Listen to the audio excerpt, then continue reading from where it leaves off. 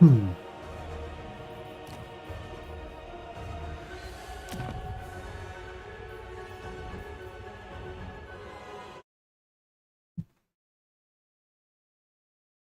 Hey, welcome back, guys.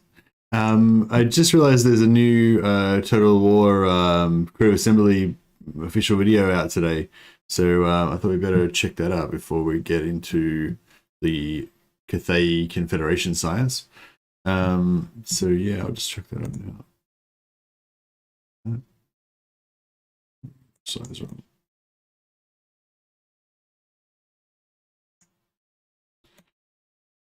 All right, we'll try it without my head first, and then we'll try it with head. Everybody likes head. All right. It's said that Azazel's beauty is second only to that of Slaanesh. I'm gonna be honest, if that's what counts as beautiful in the demon world, I'm sticking with ogres. Gorgeous. Prowling the mortal plane, Azazel's arrival is met with fanfare from the barbarians of the steppes, though his appearance is a portent most dire. The other three powers would be wise to take heed, for the day of the ecstatic legions is nigh. We're on turn 1. How original! And already Azazel's got himself in a spot of bother.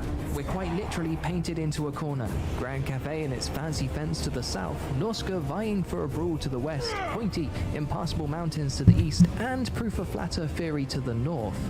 These obstacles and more will need to be swept aside if we mean to discover the location of Zambaijian, the Lost City, and claim the Altar of Battle before our rival Chaos Champions. But to achieve such a feat, we'll first need to create a network of rifts to reveal the way.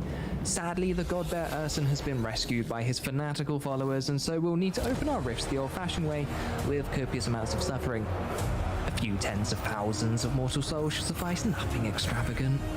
These souls that we're to reap are harvested and sacrificed through battles, looting, sacking and razing settlements, events, and 2 new mechanics introduced in the Champions of Chaos DLC, the Path to Glory and Gifts of Chaos. Purely demonic factions, like Zeech and friends, do not possess souls and are therefore wholly unworthy of our attention. For Azazel, this would make venturing further up the eastern steppes a waste of precious time. And why bother? With Cathay so close, ripe for plundering and bloated with delicious souls to corrupt and devour. Come on, Eglixius, let's go punch some mortals in the face. Magic. Or do whatever this is. Azazel, Prince of Damnation. This shouldn't take any fancy tactics, but Azazel's got both speed and aerial superiority, 2 assets that we'll use to divide and conquer.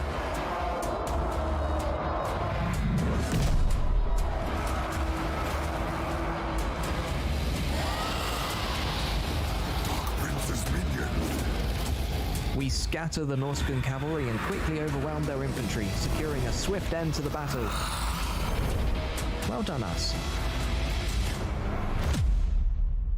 Our devotees are bloodlusting following their victory, so we've decided to keep the party going. Using the warband recruitment mechanic, we'll instantly add a unit of Marauders and a unit of Chaos Warhounds to our Rave Wagon and roll it on over to the Red Fortress. We'll entice the defending Marauder hunters with our impressive spread of hors d'oeuvres before committing unspeakable horrors in the name of Slaanesh. The enemy's entrenched, but we've got numbers on our side, so we break our forces into groups and assault the settlement on 4 fronts, spreading the defenders to their limits.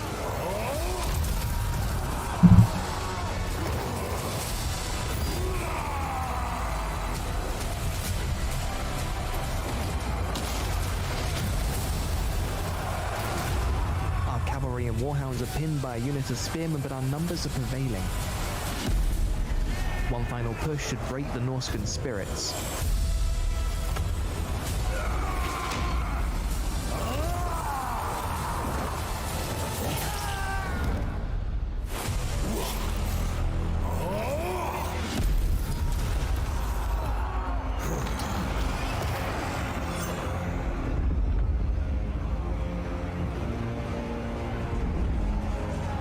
The battle's all but over.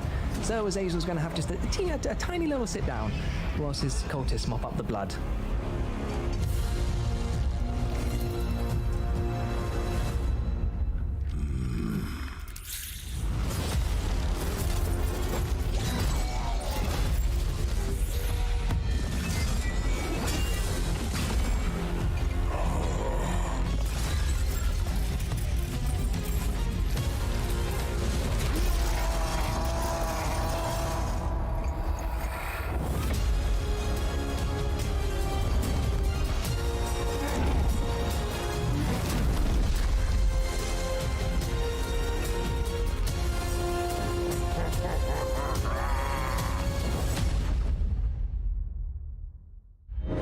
red fortress flies a purple flag, but our victory nets us more than choice real estate. The Norskans are an impressionable lot, and we've only gone and occupied the Kuj Norskan homeland, vassalizing them in doing so. We'll put our unpaid employees to work in due course, but the Red Fortress holds another secret to first explore. This UI element signifies a Dark Fortress, which are a semi-rare type of settlement dotted around the world map. As our task is to spread misery and reap souls, taking us far and wide, we'll have little need for a sprawling empire. Sporadic bases from which to launch our insidious incursions will be more than sufficient. Dark fortresses, which are typically faction capitals, offer unique building chains and are amongst the most defensible of all settlements. Now we have a place to hang our demonic hat and a few souls in the bank, we can evoke the gifts of chaos. This dark compass offers 7 ruinous slots in which boons can be activated in exchange for a sacrifice of souls. Additional slots are unlocked in the technology tree, whilst more gifts are earned after a specific number of souls have been sacrificed. These boons have the potential to grant game-changing benefits, so we'll be liberal with our spending. To solidify our influence in the Red Waste, we'll turn our gaze to Dragon's Crossroad. And by gaze, I of course mean the aforementioned raid wagon. They will see beauty. Cathay's defenders are trampled against our ecstatic legions, and the Red Wastes are ours. We gift Dragon's Crossroad to our Norskan friends and set the exploit vassals commandment, because we're really good friends. Speaking of good friends, Azazel's been impressed with some of our marauders and envisions a bright future for them as disgusting fleshy monsters. Using the Warband upgrades mechanic will give this unit a makeover and bestow upon these cheeky lads Slanesh's highest honor, some whips. We've established a foothold in the Red Wastes, employed the locals, and are ready to expand our sphere of influence into Grand Cathay. They may not want what we're selling, but the promise of all those souls is too tempting a proposition to ignore, so we gather our depraved disciples and heed the call of wholesome adventure. Turtle Gate's walls are well defended, so we split our offensive into 3 fronts. 2 groups for the walls, and 1 to charge through the city, capturing points. So many creatures, so big. Our frontal assault takes casualties, but we're soon behind the walls. It doesn't take long for victory to follow.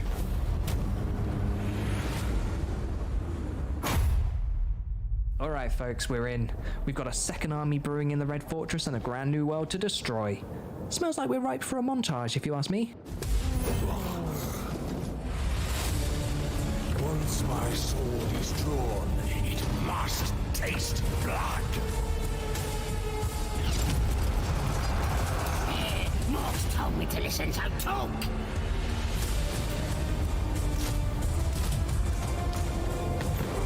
Time to end. Rebuilding commencing at once!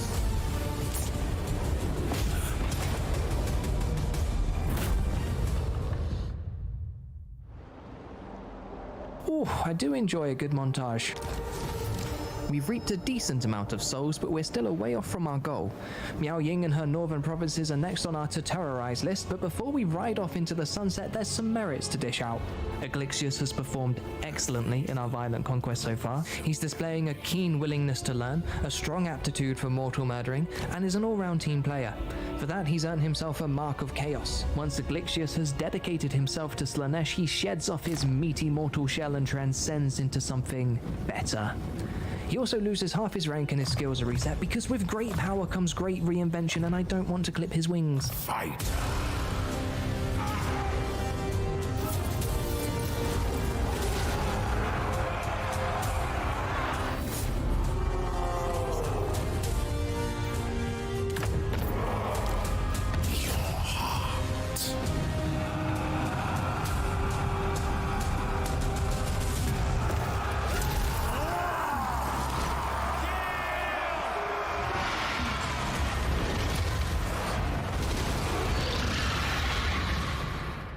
The Dissenter Lords of Jin Shin are next to face our indiscriminate harvesting. Sucks to be them.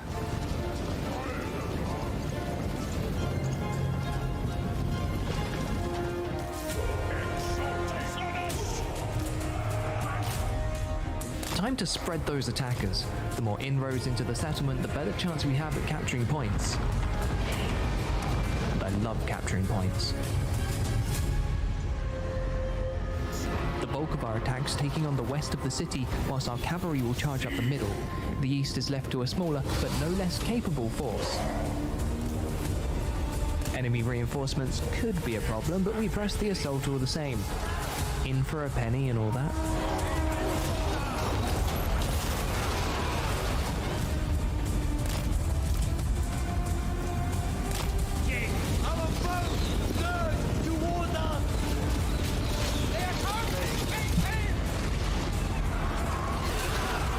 Oh, those poor people. Our cavalry and chariots tear into the middle of the city, spreading mayhem in their wake, and the center lords are in disarray.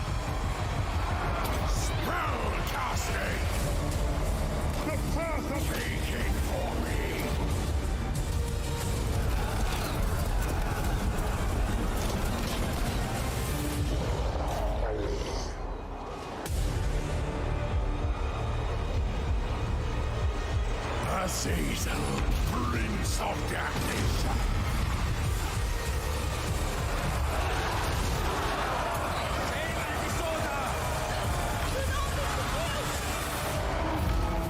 Yay. With 10,000 souls harvested and many of them sacrificed in the name of Slanesh, we begin to see the fruits of our labor manifest. The first rifts have opened, giving us further tactical advantage over our enemies and offering a shortcut to distant lands. But we'll need more souls to open additional rifts. Thankfully, there are plenty more mortals to be harvested among Zhao Ming's followers, and beyond the smouldering ruins of Grand Cathay, await the gluttonous souls of the Ogre Kingdoms. Azazel.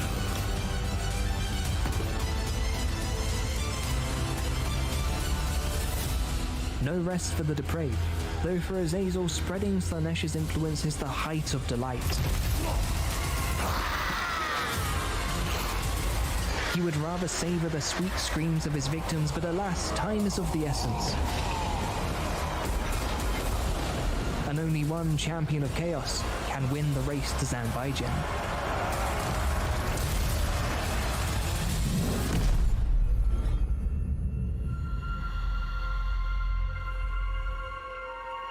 Well, there you go. Got this on. I was put this on. Wow, that was pretty cool. I'll just let it kind of play through again. The plan for this stream is to play some Warhammer 3 and just talk about Cathay Confederations, how to go, how best to go about it. Try out a couple of new strategies. I don't know how far I'll be able to get through with it there, so it takes a bit of time. But yeah, we might have to watch this a couple more times as well, because there's a fair bit of stuff, exciting stuff to discuss in here as well. If you actually get this to work, I'll build a shrine in your honor. Oh, you mean Confederations? Yeah, I think Confederations, they can be done. Yeah, there's basically a good discussion going on about this on my Discord on the Cathay Science channel. Yeah, it's a guy very special, and also Valzione, main contributors to that discussion. Yeah, so there's a few things I want to get into about Confederations and stuff, a few tips and tricks and stuff to help people get Confederations.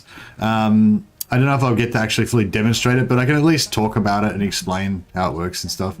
And yeah, a couple of people have said that they have managed to confederate Zhao Ming or Miao Ying and stuff like that, so it's not impossible. No, it's definitely not impossible. It's just considerably harder in general to confederate Legendary Lords in Warhammer 3 than it was in Warhammer 2, I would say. But I think, like, if you at least kind of understand how it works, then that gives you a bit better chance of being able to do it. So yeah, I'm not saying 100% understand everything about it, but definitely some good information coming out of the Discord at the moment.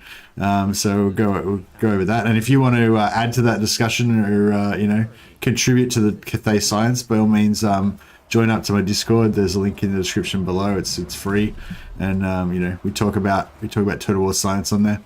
But yeah, I might just talk about this video a bit more first. It's just me, the Gifts of Chaos options showcased in the video look meh overall. Yeah, well, that was actually one of the things I wanted to pick out, actually, the Gifts of Chaos, because they showed different Gifts of Chaos in this one than they did in the last blog. What's more, Okay, here we with go. 2 souls in the bank, we can evoke the gifts of chaos. So Dark compass offers 7 get some rings souls in the bank, and then we can evoke some gifts of chaos. Yeah, here we go. So these, what's going on here? So I thought that the outside was where you put your Slanesh gifts, and the inside was where you put your undivided gifts. But I don't know. He seems to have this one selected, which I thought was where the undivided ones go. Oh yeah, I guess these are all undivided ones, aren't they? Okay, so yeah, sorry, never mind. And oh yeah, and these are just the same as what we saw last time. Theories, ruinous spellwork, etc. in exchange for a sacrifice of Okay, here we go. So we got Undying Oath, Allegiance Points, Tribute from Vassals. I wonder how much, that was an interesting thing. So yeah, that was another thing we noticed from the, it's going to be jumping around all over the place here, but another thing I noticed from the video was they're sort of like Nakai in a way, like they can't conquer settlements themselves, they gift the settlements to their vassals. So they're sort of a bit like Nakai's faction, except for unlike Nakai's faction, they can actually also conquer stuff a bit like Norska, but only specific settlements.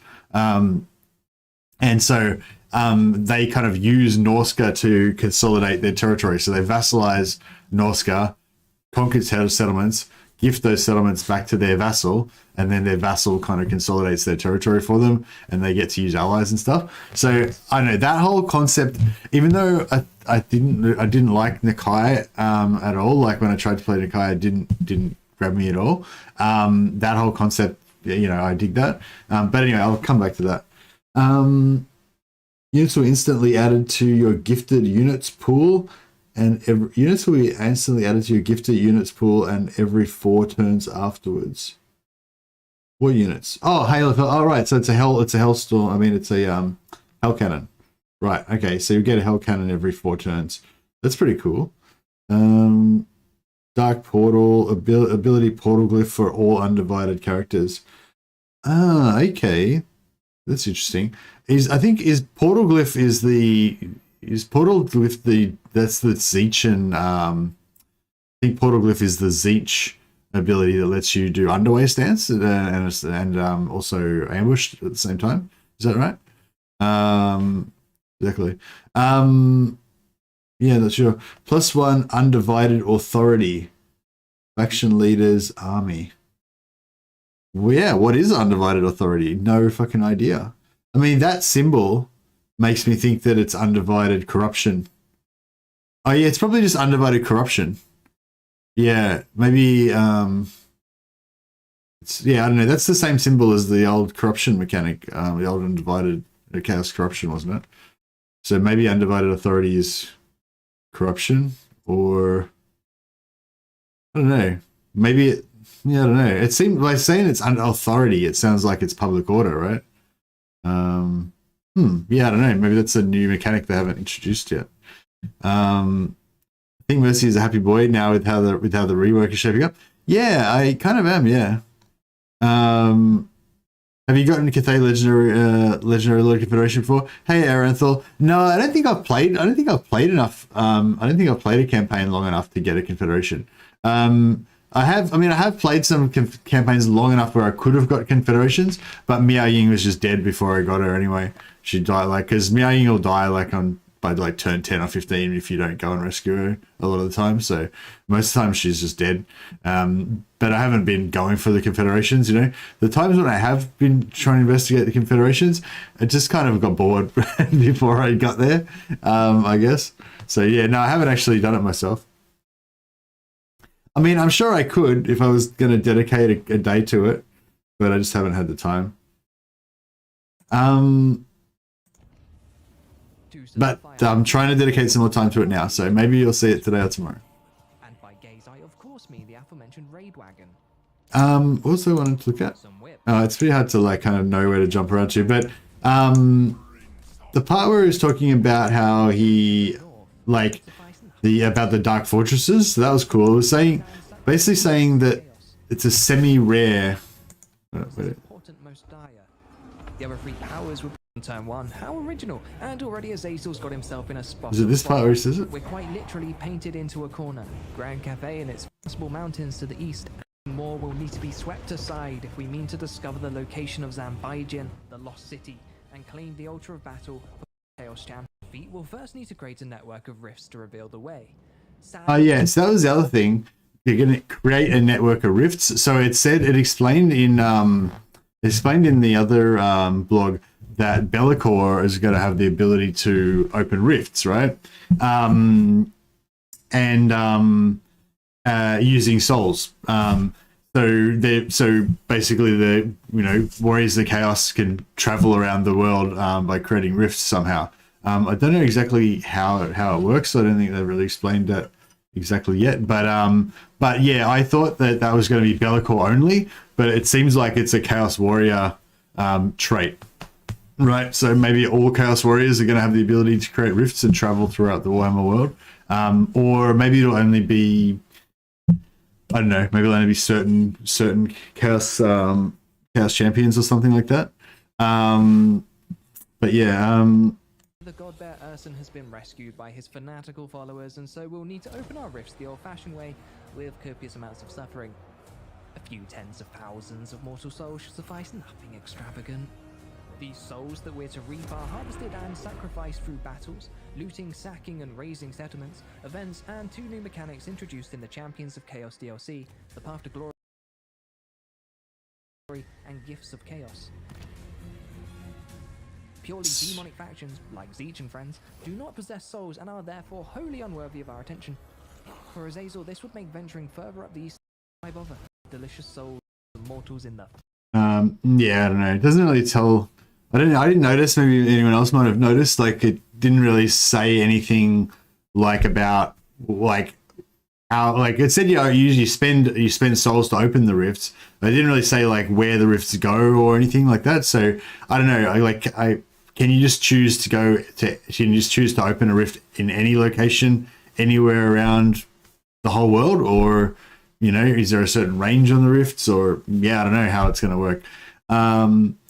I've spoken a bit about how I don't think rift jumping should be like a basic mechanic in Warhammer 3, and I still stand by that pretty much. But for the normal factions like Empire, dwarfs, stuff like that, I feel like if they're able to open rifts and stuff, like although I could imagine like a lore reason for it, maybe Balthazar Gelt goes away and studies up on rift technology because he figures it's the only way to save the Empire or something, and then the Empire becomes a rift jumping, teleport armying, crusading force or whatever.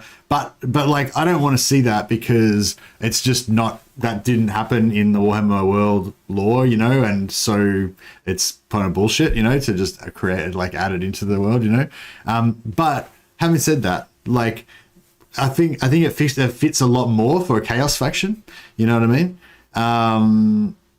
Like if you've got like chaos factions doing demonic sacrifices and opening up portals that allow them to teleport into the back line of Cathay or into the heart of Ulthuan or somewhere, like that kind of makes sense. That kind of horrific stuff goes on sometimes, so I'm not I'm kind of even though I had spent quite a lot of time ranting about how I don't want rifting to be in Immortal Empires. I kind of don't mind the idea of the Chaos Warriors being able to do it, especially because it seems to be like it'll be a limited thing. You have to save up. I suppose late game you might be able to do it more often, but yeah. Isn't this video specific to the narrative campaign? Is the rift mechanic going to be in Immortal Empires? Actually, that's a good point, Screepy. This video does seem to be specific to the narrative campaign, and the normal rifting mechanic is not going to be in, like the normal rift opening thing is not going to be in Immortal Empires, but I believe there will be some kind of rift mechanic in Immortal Empires, because they already said that Bellicor will be able to open rifts in Immortal Empires. So so I'm taking from this that it's not just Bellicor, it's all Warriors of Chaos have that ability.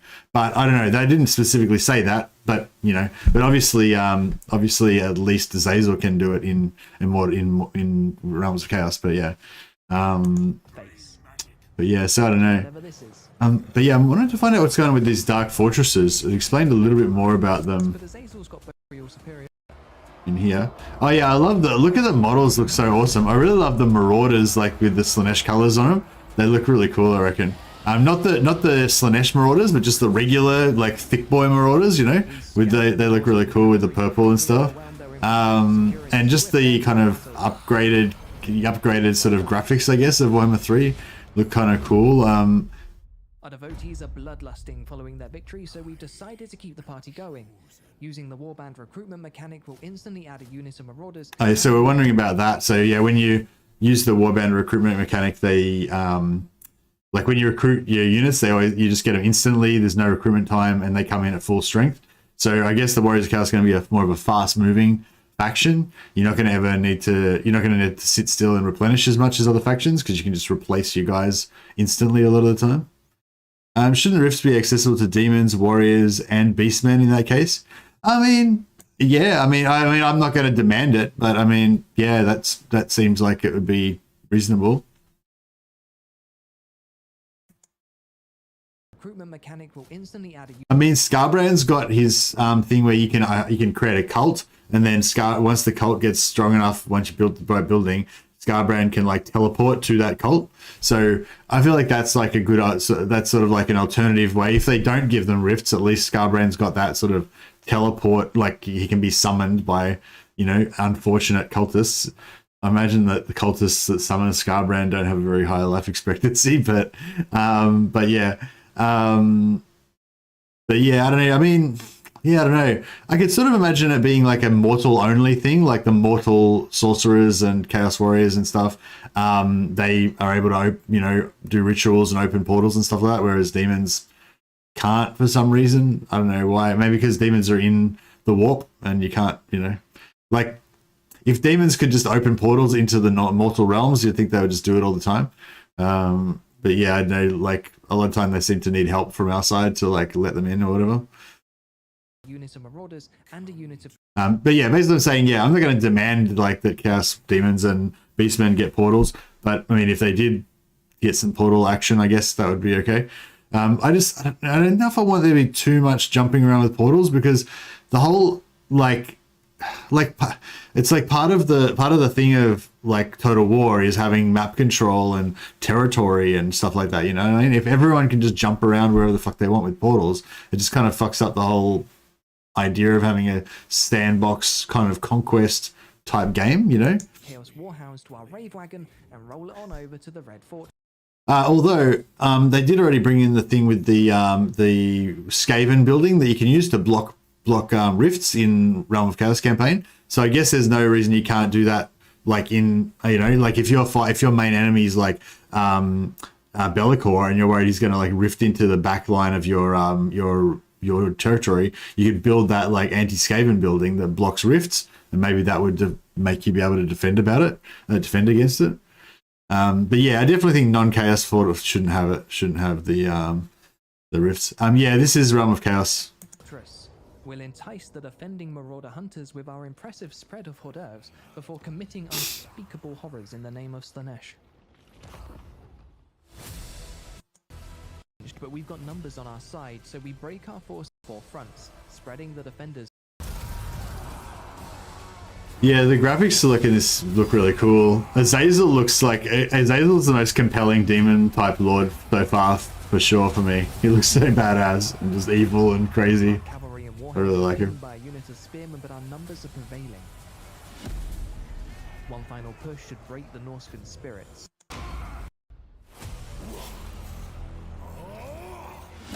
That was a really cool bit of video there that I just skipped over, sorry. Azazel looks squishy, to be honest. Yeah, he does look squishy, but I mean, I'm just saying like his actual model, like he just looks awesome. And just him as this demon lord surrounded by all of his like Norscan marauder warriors and devoted Chaos Chosen and everything, like it just, I don't know, just the whole scene of it is, I don't know, just does it for me. I dig it. Like this thing, you know, of him just being like this demon lord surrounded by his minions. It's pretty cool. Where's the bit about the Chaos Fortresses? I think I skipped it. Vassalizing them in doing so. We'll put up a lot, and we've only gone unoccupied the Courage Choice real estate. Oh, here it is right now. The Red Fortress flies a purple flag, but our victory nets us more than choice real estate. The Norskans are an impressionable lot, and we've only gone and occupied the Kuj Norskan homeland, vassalizing them in doing so. We'll put our unpaid employees to work in due course, but the Red Fortress holds another secret to first explore. This UI element signifies a dark fortress, which are a semi-rare type of settlement dotted around the world map, as our task is to... So that's one, that's one, that's one. So yeah, he said like it's semi rare. So you can see kind of like, I guess, roughly how rare it is here. So we've got like 1, 2, we've got 1, 2, 3, 4, 1, 2, 3, 4, 5, 6, 7, 8, 9, 10.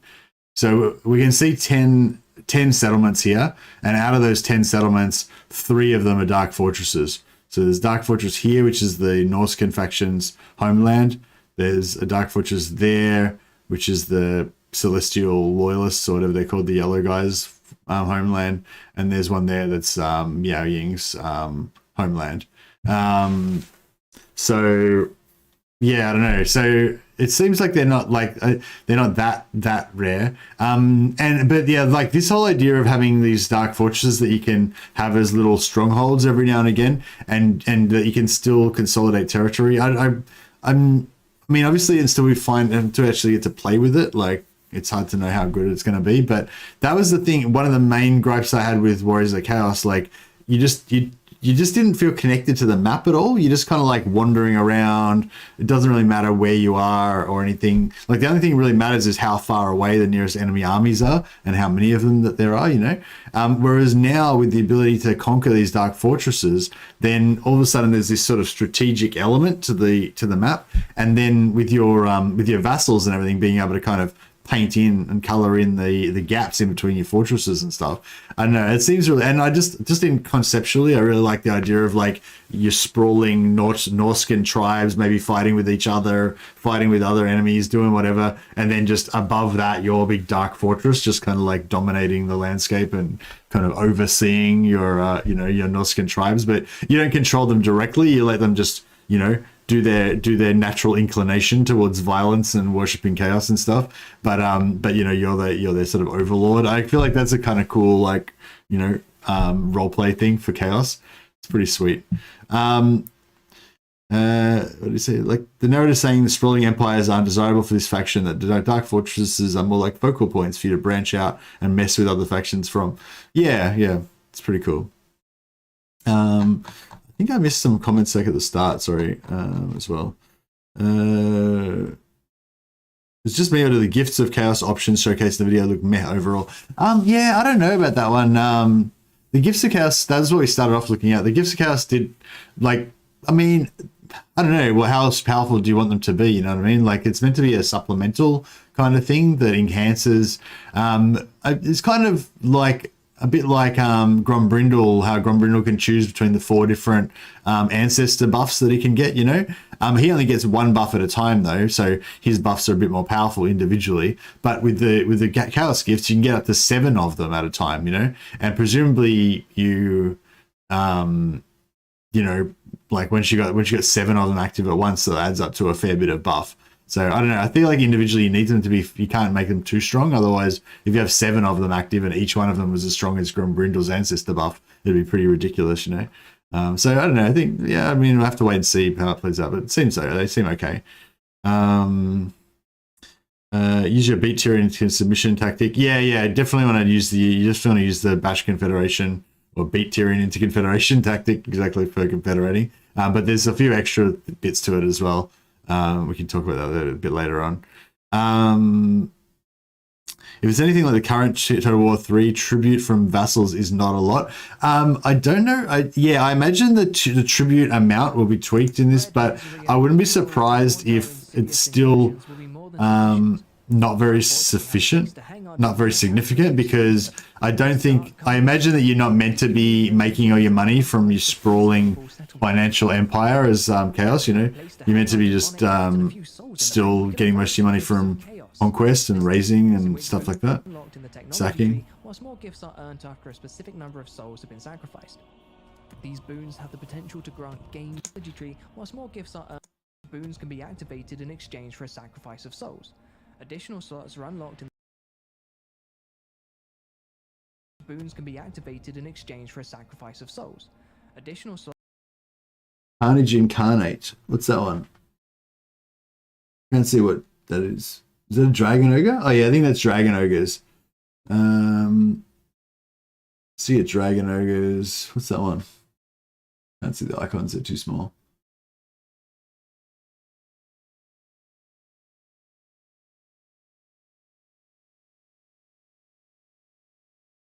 I don't know, there's some pretty cool stuff here. Like, yeah, minus 50% upkeep for Marauder units, but they don't replenish. Expendable for Marauders. Slots are unlocked in the technology tree, whilst more gifts are earned after a specific. So you unlock slots. So technology, you need to do technology to unlock more slots to put your gifts into.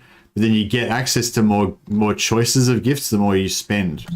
Additional slots are unlocked in the technology tree, whilst more gifts are earned after a specific number of souls have been sacrificed. Right. So after you've sacrificed souls, you get access to more different gift choices, and you have to unlock more slots with technology. So that's interesting. Can you upgrade Dragon Ogres to Shaggoths using the Warband upgrade? No, I don't believe that you can. No, I think it's just for Marauders to Warriors. Dragon's Crossroad. And by gaze, I of course mean the aforementioned raid wagon. Yeah, it'd be interesting using the rifts. You can like jump around to different. We gift Dragon's Crossroad to our Norse set the exploit vassals commandment because we're really waste that out. Yeah, it'd be interesting what you can do with rifts. Like, yeah, obviously you can use it to attack, but you can also use it to run away. You could become like a wandering gypsy Romani chaos guys that just go from town to town trying to eke out a living without getting killed by the Autotide. But that would be very glorious. But yeah, so what are we doing here? So if we gift to vassal, we get 466 money. Okay, so we've still got favor. So souls is like a new. Okay, I kind of thought the souls was their money, but no. So they've still got favor, which is like their gold, and the souls is like a separate extra thing. So they can sack for 700 gold. So what do you think this is? This is like a tier 1 minor settlement. So you're getting 710 sack money. So that seems kind of like normal, but I guess this is on like turn 1. So perhaps later on in the game, you would expect to get more bonuses to sack money and stuff like that in the tick tree for chaos.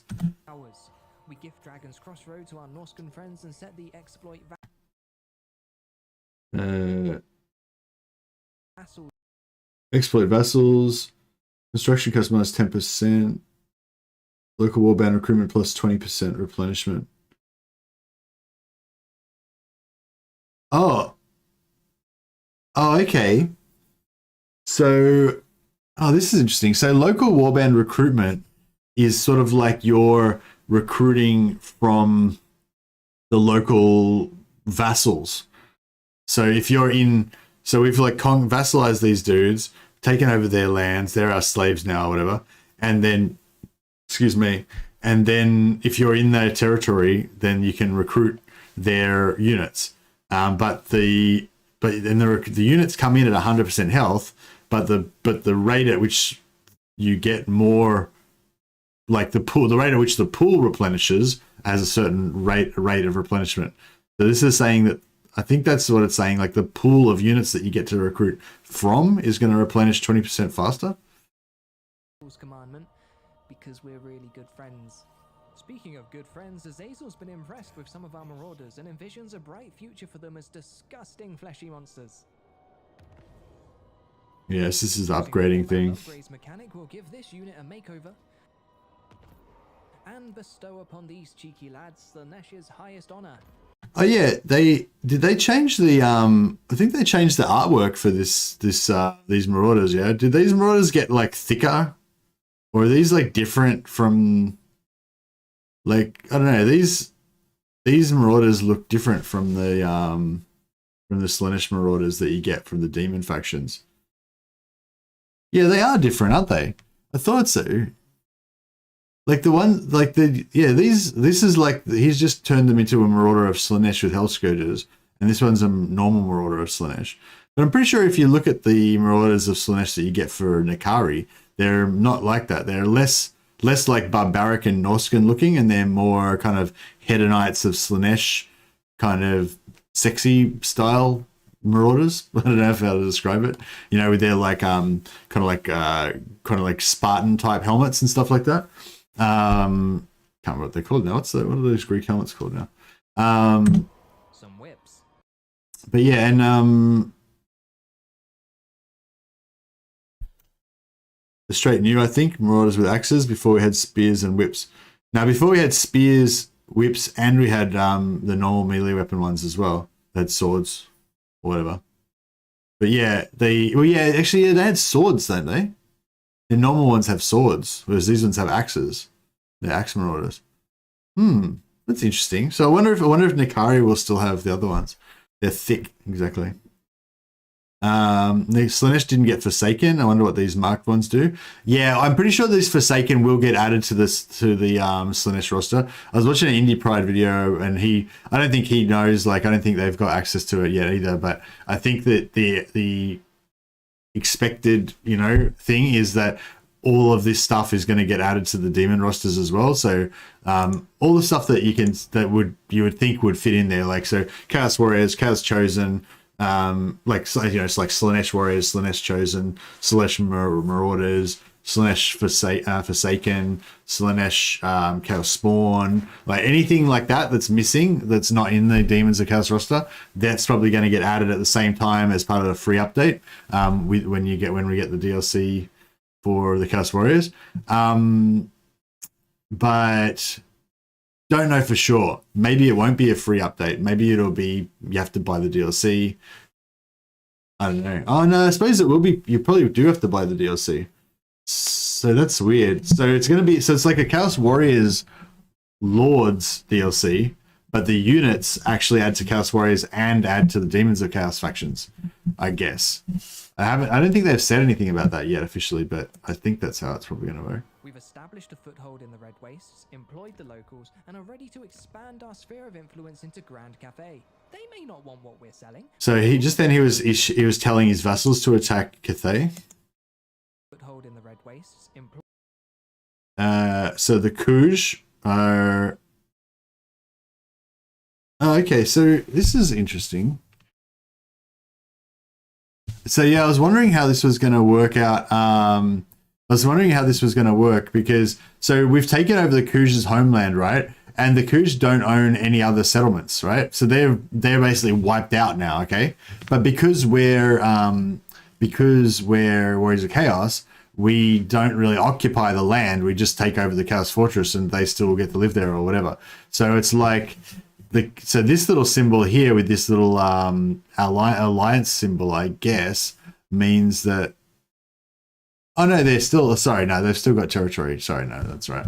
So I was wondering. So yeah, the question remains then, I guess. I was wondering what was going to happen. Like, just say the Kush didn't own these two settlements here, and we took their last settlement, and when we took the Dark Fortress, so they're essentially wiped out.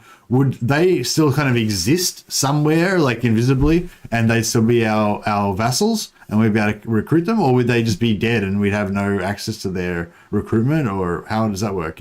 Like, do they need to have at least one other settlement as well as your Dark Fortress for them to sort of like exist, or can they just not be anywhere else? But anyway, but yeah. So in this case, like, yeah, we've conquered their capital. They've still got 2 more regions, and then we can like recruit their units, and we can direct their armies through the this situation. Request army. Oh yeah. Oh no, request army's there. Yeah, they've still got request army. Yeah, I thought you were saying they didn't have request army anymore, but yeah.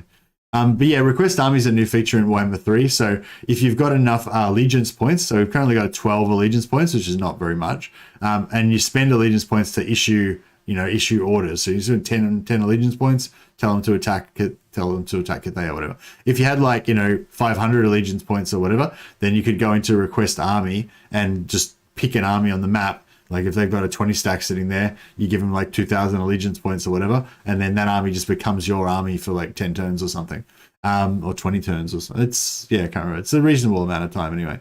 And it's really cool, actually. You can do some interesting exploits around like with that. Like you can steal their items and stuff, and steal their heroes and stuff even, which is pretty cool.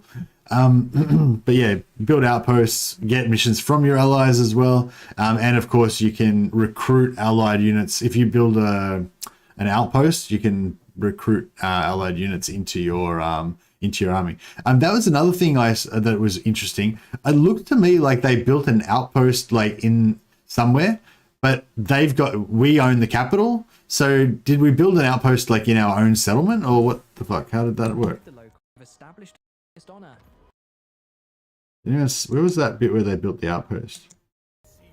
Cathay's defenders are trampled against our ecstatic legions, and the red wastes are ours. We gift Dragon's Crossroad to our Norscan friends and set the exploit. Where is it earlier?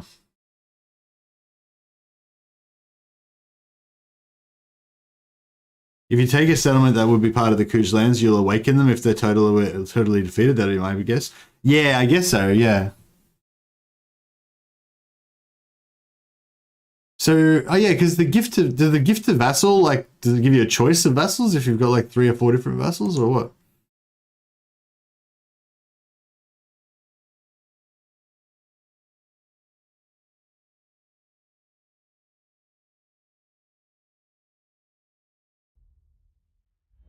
The red fortress flies a purple flag, but our victory nets us more than choice real estate.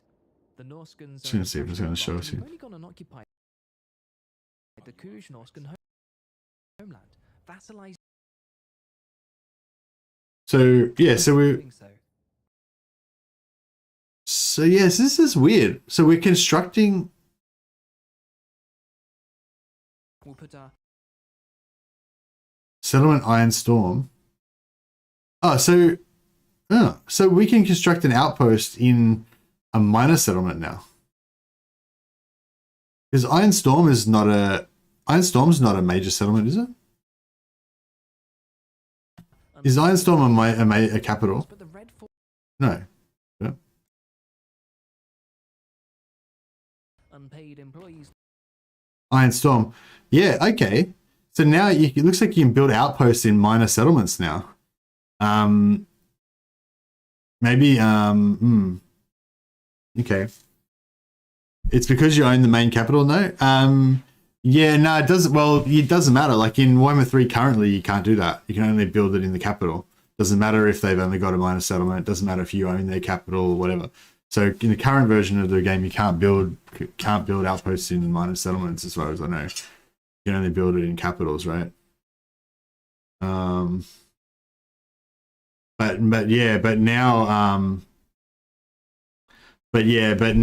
I'm guessing either it's a special thing just for not the faction capital, province capitals. Like you can only build it in the big one. If they've got like three different provinces, you can build an outpost in like each one of their capital. Like different factions can build an outpost in each one of their province capitals normally in Warhammer 3. But yeah, I'm guessing it's a special thing for Warriors of Chaos, but it could be they might have changed it because they realized it was like too hard to build outposts or something, so they made it that you can just build outposts in any settlement now. I mean that seems fine to me. Like I don't know why you shouldn't be able to build an outpost in any settlement. Hopefully they've opened that up to everybody now. But yeah, maybe they just did it for Warriors of Chaos specifically because they realized that because you're going to be constantly taking over factions' primary capitals, you won't be able to build an outpost. Excuse me. But yeah, that's pretty cool. Due course, but the Red Fortress holds another secret to first explore. This UI element signifies a dark fortress, which are a semi-rare type of settlement dotted around the world map. As our task is to spread misery and reap souls, taking us far and wide, we'll have little need for a sprawling empire. Sporadic bases from which to launch our insidious incursions will be more than sufficient. Dark fortresses, which are typically faction capitals, offer unique building chains and are amongst the most Favor generated plus 600. That's pretty good. I suppose you don't have that many settlements, yeah, but That's pretty cool. So that's interesting. So Chaos Warriors actually can have a bit of an economy by the looks of it. You just straight up get a 600 gold per turn. Like that's your tier 1 building. You know, like currently like Empire's like max tier building, I think is 500 gold per turn when they get to tier 3, you know, for their gold. So I'm guessing this thing's like 600 and then maybe it goes up. I wonder if it goes up to like 600, 800, 1,000, 1,200, or if it goes like, you know, like 600, 1,000, 1,500, 2,000 or something. But yeah, so I guess they're expected to only have like 1 settlement for every 3 or 4 settlements that a normal faction would have. So yeah. If I miss a comment that you think I would really like to read or whatever, just do it again, but write at Mercy the Mad at the start, and it'll show up like bright orange for me. But yeah, I'm trying to like kind of skim back and forth through there and pick up on the comments. Demonic hat and a few souls in the bank, we can evoke the gifts of chaos. This dark compass offers 7 ruinous slots in which boons can be activated in exchange for a sacrifice of souls. Additional slots are unlocked in the technology tree, whilst more gifts are earned after a specific number of souls have been sacrificed. These boons have the potential to grant game. Yeah, Warriors of Chaos only occupy capitals now. Well, not any capital, only capitals that have dark fortresses in them. So it said the dark fortresses are dotted around in specific settlements, generally faction capitals. So I don't know if that means that every single province will have it in the capital. I think not. But yeah, maybe every faction capital. Mr. Mad, do you prefer thick Marauders? I sure do, Niall. I very much prefer the thick Marauders. They look awesome. Yeah, I think the Marauders look really cool in some of this footage. I'm just going to get some combat footage here. Turtle Gate's walls are well defined behind the walls. In the red oh, really? This whole video I'm really impressed with. It really looks really nice. Montage, if you ask me. Demonettes going in for battle. Oh, no. Montage is too. We have to go back to the start for some. A waste of precious time. Lixius. Let's go. Urson has gifts delicious where the battle is. that we'll use to divide and conquer. Oh, here we go.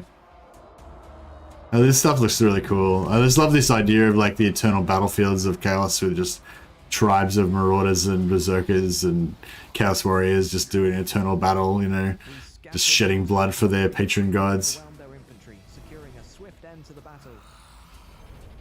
Well done, us. No, the Warriors of Chaos can't occupy anything else except for the fortresses. So but yeah, we had the because they showed the battle options later somewhere here. We'll put our unpaid employees to work in due course, but the Red Fortress holds another secret to first explore. This UI element signifies a dark fortress, which are a semi-rare type of settlement dotted around the world map. As our task is to spread misery and reap souls. Chaos can occupy any settlement. There's a clip where they have the option to occupy Shugengan. Oh, really? I thought they could only occupy the dark fortresses. Bases from which to launch our oh yeah, well I'm just about to check it anyway, so yeah, we'll find out. Dark faction capitals offer unique building chains. Yeah, I'll check it. Sorry, I just didn't pick up on that properly, obviously. Additional slots are unlocked. Because I thought when he was talking about dark fortresses, he was saying, you know, they don't need to occupy everything, blah blah. And by gaze, I of course mean the aforementioned raid wagon. So here's Dragon's Crossing. Cathay's defenders are trampled against our ecstatic. Oh yeah, no, we can occupy it. Okay, sorry. No, you're right. Yeah, no. Hey, Adrian. No, I already watched it with the full volume up. It's too loud. For me to talk over the top of it. It goes for like 12 minutes. It's really so yeah. But I played it at the start of the stream. But you can. I should put the link up to the video, shouldn't I? If you guys missed it at the start, that's the link to the video. But yeah, I can't really play the volume up full loud. You won't be able to hear me when I'm talking. But yeah, we already watched it. We already watched it all through at the start. So okay, yeah. So sorry. Thanks for pointing that out, One Pitch Man and Simon and others. Yeah, so I didn't really understand that, because I thought when he was saying at the start that you had dark fortresses because you don't need to conquer stuff and blah blah. So, but that's interesting. So you can actually conquer. You can actually occupy everything if you want. That's cool. I notice here it's got like gift to vassal option, and I guess like how does it determine which vassal you give it to, you know? Like if you've got like 7 vassals, do you like 7 more options pop up and you can choose which vassal to give it to? I assume not. I assume it just gives it to I assume it just randomly gives it to whoever, you know. I don't know. Maybe like this territory, I guess it's within, I don't know, maybe the whole map is like divided up into areas or something, or I don't know. Maybe you can only gift it to vassals if it's a homeland of, you know, yeah, probably it could be the nearest. So yeah, so I guess this is either going to just choose the closest vassal and you gift it to them, or if it's like a natural homeland of like maybe the territories are divided up, like this area is for the Kuj, this area is for the Ming, this area is for the, you know, Norska, whatever, you know, and if you take anything within that region, if you wanted to give it to a vassal, it would go to that particular vassal or something like that. But yeah, maybe just the closest vassal. Yeah, it could be, yeah. But yeah, that's interesting. So yeah, interesting. So you can actually occupy the settlements. I wonder if the you do not have the gifting option on all settlements. Oh, okay, yeah, right. So yeah, say maybe, yeah, if it's too far, if it's not in a normal territory or whatever, you can't give it.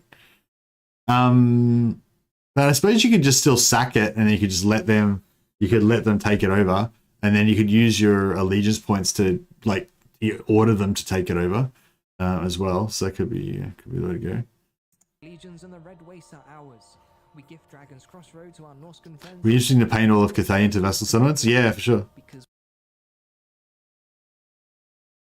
we're really good friends. Speaking of good friends, Azazel's been impressed with some of our marauders and envisions a bright future for them as disgusting fleshy monsters. Oh yeah, I wanted to have a look at that marauder recruitment, the warband recruitment mechanic. Where was that at? Upon these cheeky and sacrifice through battles, looting, sacking, and raising settlements, events, and to the Champions of Chaos DLC, the Path to Glory, and Gifts of Chaos. Purely demonic factions like Zeech and do not worthy of our attention. Would make venturing further. Where's the bit where he recruits from the warband? Let's go punch some mortals in the face, or do whatever this is. Maybe it's after this battle. This shouldn't take any fancy tactics, but Azazel's got both speed and aerial superiority. If the Gore Queen's going to be near the Dark Elves, do you reckon that the Nurgle's Lord Zeech one will be in the Southern Wastes with the Chameleon dude? Yeah, I don't know. I mean, we've already got Kairos down there for Zeech, so maybe they could put Nurgle down there or something. And Antarctica doesn't really seem like a great place for Nurgle, though. That would stop his diseases from spreading. Our devotees are bloodlusting following their victory, so we've decided to keep the party going. So this is warband recruitment. So I wonder what warband recruitment means. Oh wait, here we go. What's this plus 25%, plus 20%? So this is, I think this is what was talking about with the other, with the the option that increased your warband recruitment. That'll be this that gets increased here. So this, I think it was plus 20%. So I guess this would go up to like 45% and 40%. But yeah, I'm not sure what that is. I'm guessing it's how many turns before this comes back again. So it's sort of like Nurgle recruitment. Like you get the capacity and then you use them up, but now you can't recruit anymore until they come back. But it doesn't, you don't know how long it's going to take before they come back.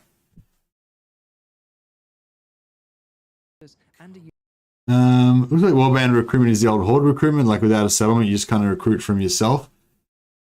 Oh, warband is in your warband. Okay, right. Sorry, I was thinking warband is in you recruiting from the local warbands or whatever. So yeah, so it's like recruiting from yourself. Yeah, that makes sense there. Thanks, Inquisitor Chase.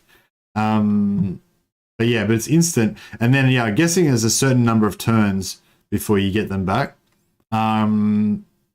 Maybe it's per turn. So like 20% recruitment per turn means that it takes 5 turns to get them back. I don't know. Seems like 5 turns to get 1 Marauder seems like a long time though. Maybe it's the hit points available on recruitment.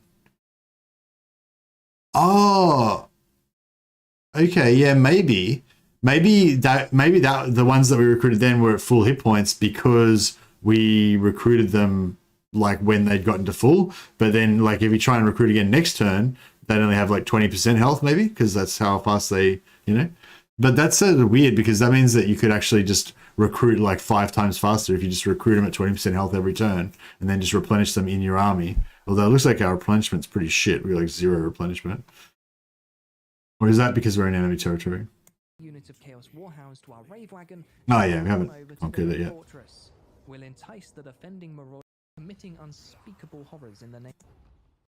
The enemy's entrenched, but we've got numbers on our side, so we break our forces into groups and assault the settlement on 4 fronts, spreading the defenders to their limits.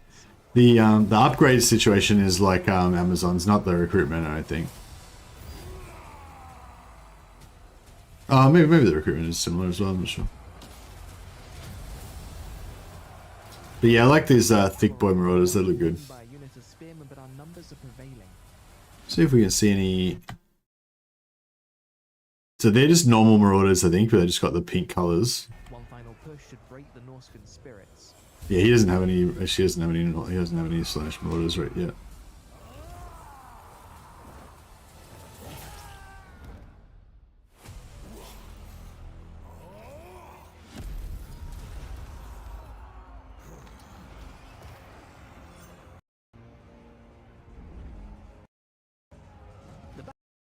Battle's all but over.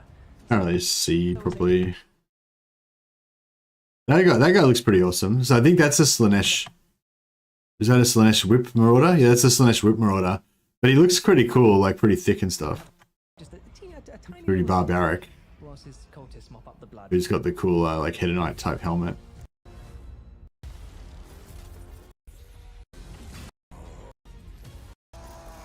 Just want to see how much replenishment they've got after they take this. We have a look at the unit cards. The Norscans are an impressionable lot, and we've only gone and occupied the Alright, whatever. homeland, vassalizing them in doing so. Azazel units also have some damage reflection, or just him? No, I think it'd just be Azazel, wouldn't it? I mean, maybe you can get some ability that gives him damage reflection or something as well. But no, if all of his units, if he had a faction mechanic saying all of his units reflected damage or whatever, they would have said it in the blog because they already told us what his faction mechanics were, I think. Fortresses, which are typically faction capitals, offer unique building chains and are amongst the most defensible of all settlements. Growth, casualty replenishment, it's just pretty standard stuff. Now we have a place to hang our demonic. But yeah, that income from the income buildings is pretty huge. This dark compass offers 7 runic slots in which boons can be Somebody's saying like that this is based on the number of Slanesh being 7. Is Slanesh's number 7? I get confused. I thought Slanesh's number was 6, but who's 6?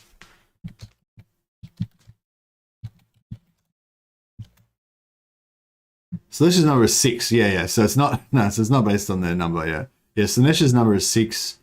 Khorne's number is 8, yeah.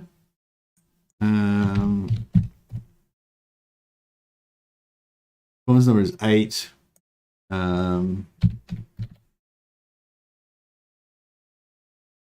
Zeech's number is 7. No, Zeech's number is Nurgle. I mean, Nurgle's number is 7. Zeech's number 5?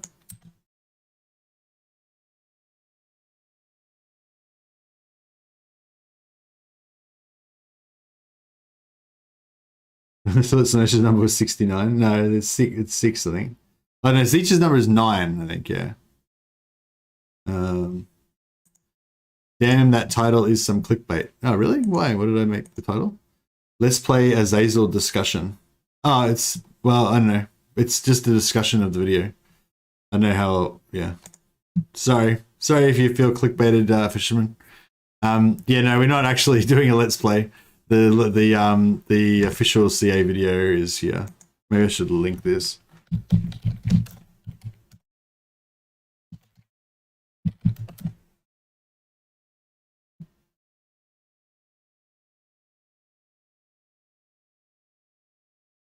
Yeah, I don't know. If you got a suggestion or what I should change the title to open to suggestions.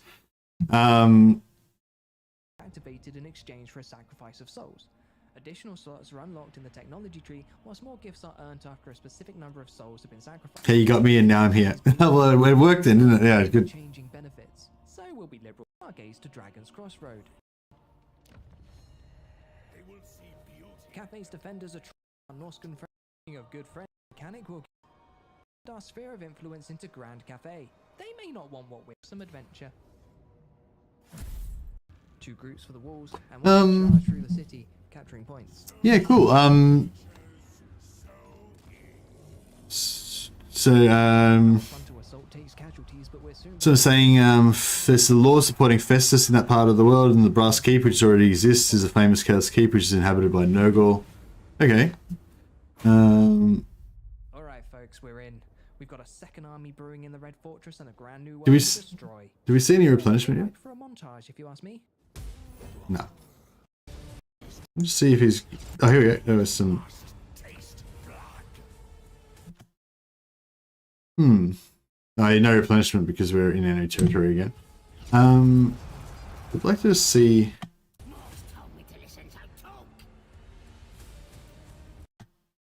No replenishment because we're already full health.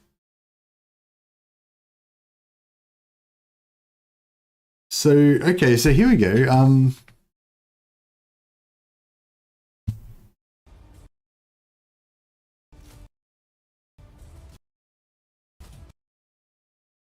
I don't know, it doesn't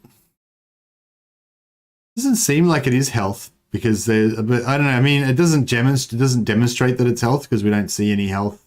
We don't see any units with coming through with percentage with like not full health, and there's no, yeah, no, I don't think it's health because you can't see any health bar on there, you know, like if it was 20% of the health of the unit you're getting per turn, you would probably see a health bar up here or something. Yeah, these thick boy Marauder Slanesh Marauder Axemen look pretty awesome. But yeah, I'm not too sure what this 1% means. Does that mean that like every 100 turns you're going to get a new Shaggoth, you know, if you don't upgrade it? Every 50 turns for them, every 25 turns for them? Tooltip says more likely to be found in mountain regions. So it seems like a random number chance of increase. It's the percent chance of being spawned at the end of the turn. Ah, okay. Yeah, that sounds pretty cool. Yeah, that sounds like it could be possible. So it's just like every turn there's a 20% chance to spawn another one of those. And that's not it's not for the region, it's for our army as well, yeah. It's interesting.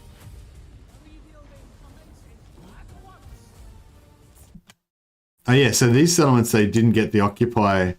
So we got occupy, sack, and raise. So we didn't get the option to gift it to a vassal. So I guess because this is not naturally a Norscan homeland, you can't give it to them.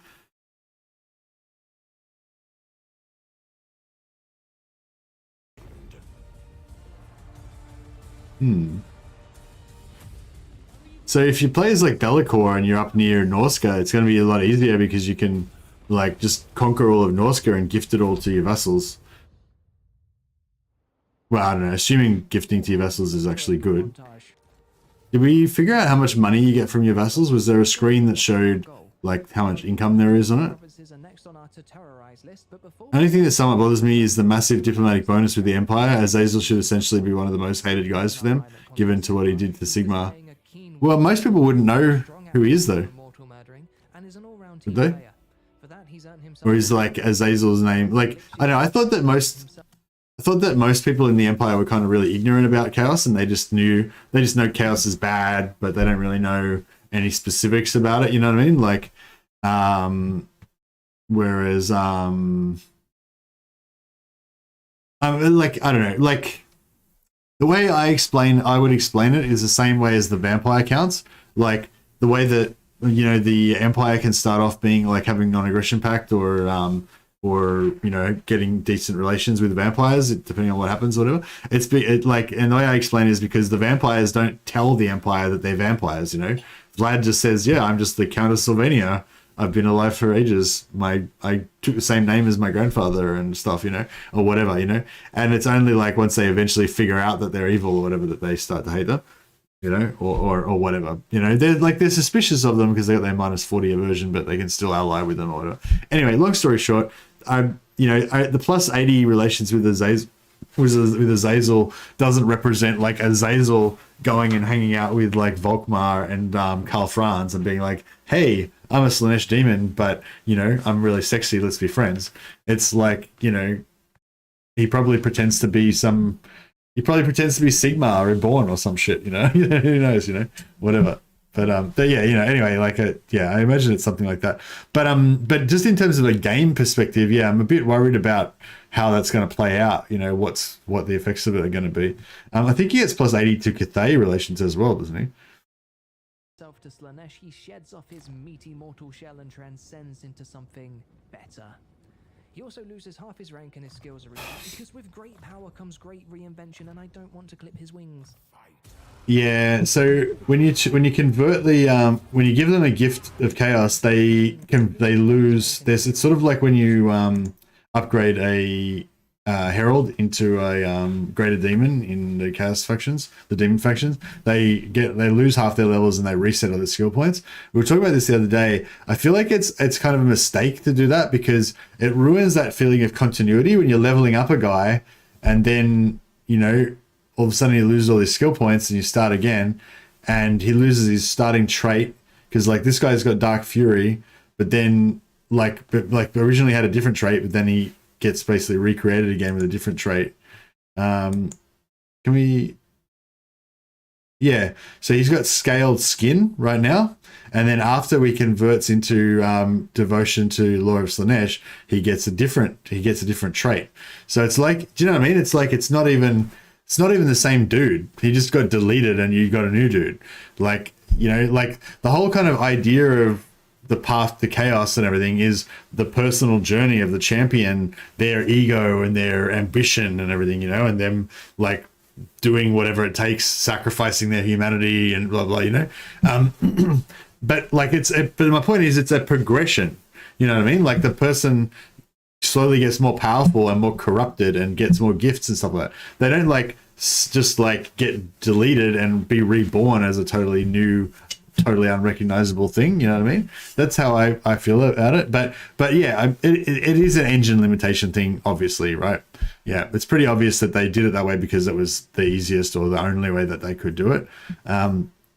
So yeah, I don't know. It's a slight bummer, and I don't know if there's anything else they can do about it. But I'd like them to kind of keep it in mind that, you know, it's not really ideal. I'm sure they know that, but yeah, I don't know. If they later on get some sort of other way of doing it, something that'd be good. But yeah, anyway, like and with the skill tree as well, it's like you can't really not reset the skill tree because when they change into a different type of character, they get a different skill tree. So yeah, I don't know. But anyway, I'm glad that they did something about, like, you know, kind of representing chaos characters getting gifts and becoming more chaosy and stuff like that. But I feel like that is it's a very basic, you know, it's a nod. It's just basically a nod to that thing. It's not really a good representation of it, I would say. But it's whatever. It's fine, I guess. Yeah. It's just, yeah, I guess that was just the best they could do. It's okay. My face disappeared? Oh. Hey, welcome back. Don't know when that, I must have clicked it off at some point. But yeah. Provinces are next on our to terrorize. Before we ride off into the sunset, there's some merits to dish out. Eglixius has performed excellently in our violent conquest so far. He's displayed He pretends to be Nurgle. a strong aptitude for mortal murdering, and is an all-round team player. For that, he's earned himself a mark of chaos. The cult of Sigmar remembers Azazel. Oh yeah, I'm sure that, you know, Azazel's name is somewhere in like a book of damnable hated foes of the empire and shit like that. But I'm just saying, I doubt that he introduces himself. It's like, hey, I'm Azazel of, you know, Sigmar betraying fame. You know, you remember me. Like, you know what I mean? Like, I don't think that's his He's meant to be a master seductor, isn't he? So I don't think he would open with that. But yeah, anyway, yeah, there's probably even a lot more. There's probably even a lot more stuff to pick apart in this. I'm really excited about the Warriors of Chaos. But yeah, I don't know. I might sort of try to wrap it up now. Warriors of Chaos are going to have 8 legendary lords on the 23rd of August. Yeah, it's pretty crazy, isn't it? I for one welcome our new Chaos Overlords. It's going to be awesome.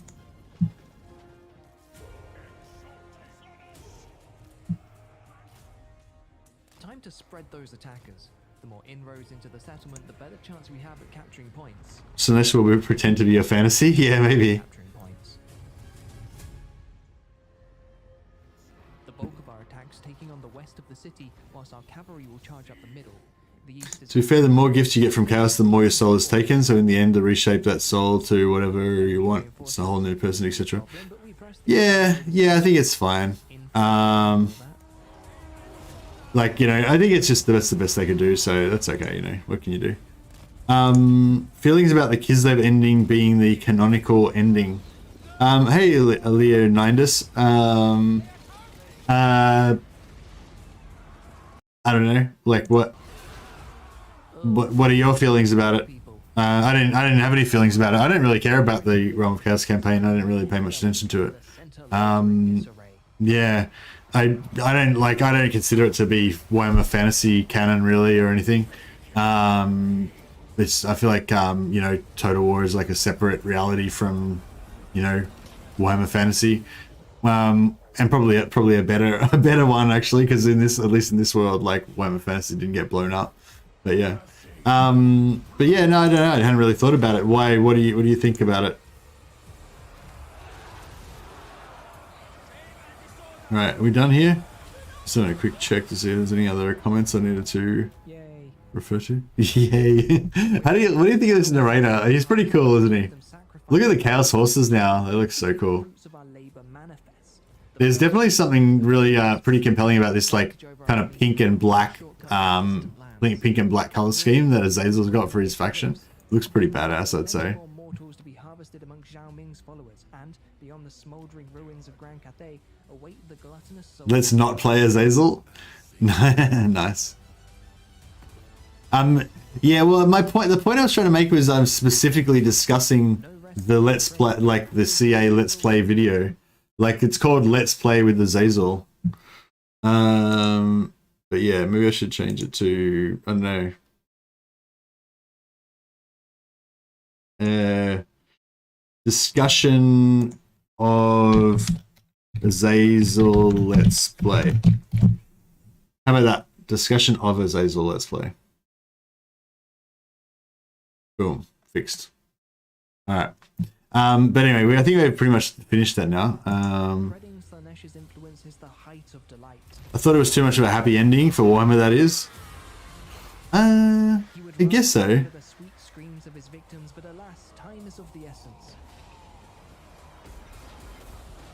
And only one champion of chaos can win the race to Zanbaijan.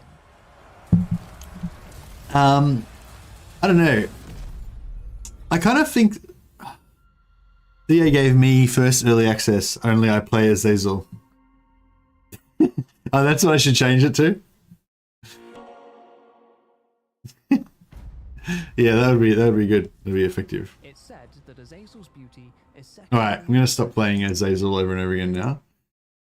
Get rid of that, and we'll get back to this whole Cathay scenario.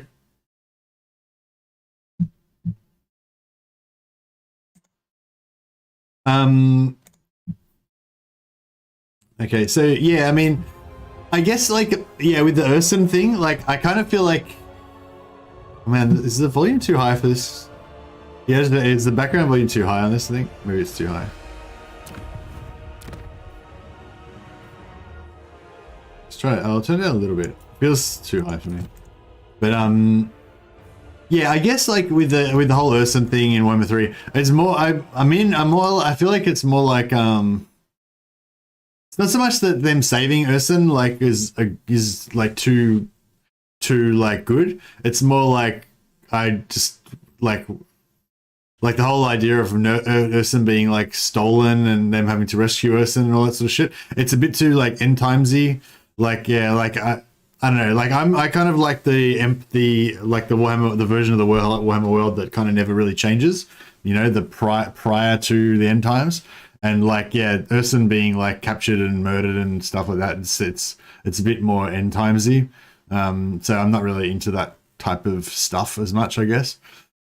Like, you know, like I guess with my version of Warhammer, I want everything to be either it's all stuff that happened in the past. You know, like in the past, Malekith, like, you know, murdered like his rivals and tried to take over the High Elves, and then he got burnt and he got kicked out, and the Ulthuan got torn asunder and blah blah blah, you know. But all that kind of world changing massively, you know, that sort of stuff, that stuff already happened in the past, you know. And there's no world changing stuff that happens like now. Like now the world is like kind of locked in this eternal never kind of really changes type of thing, you know. That's kind of, yeah, like that's kind of how I like my Warhammer to be. Continue campaign. I didn't realize I even started a campaign. Oh, that's like, yeah. Wonder if that'll actually crash. Anyway.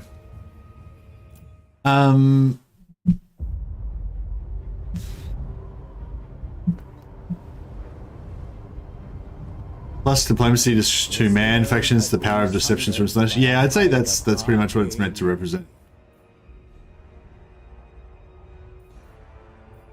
Yeah, so I wanted to play some Cathay and talk about some Confederations. I think it's actually what the guys were saying. It's actually kind of easier to do this when you play as Miao Ying and try and confederate Zhao Ming, but I might try and do it the other way anyway, just because I like to play Zhao Ming more.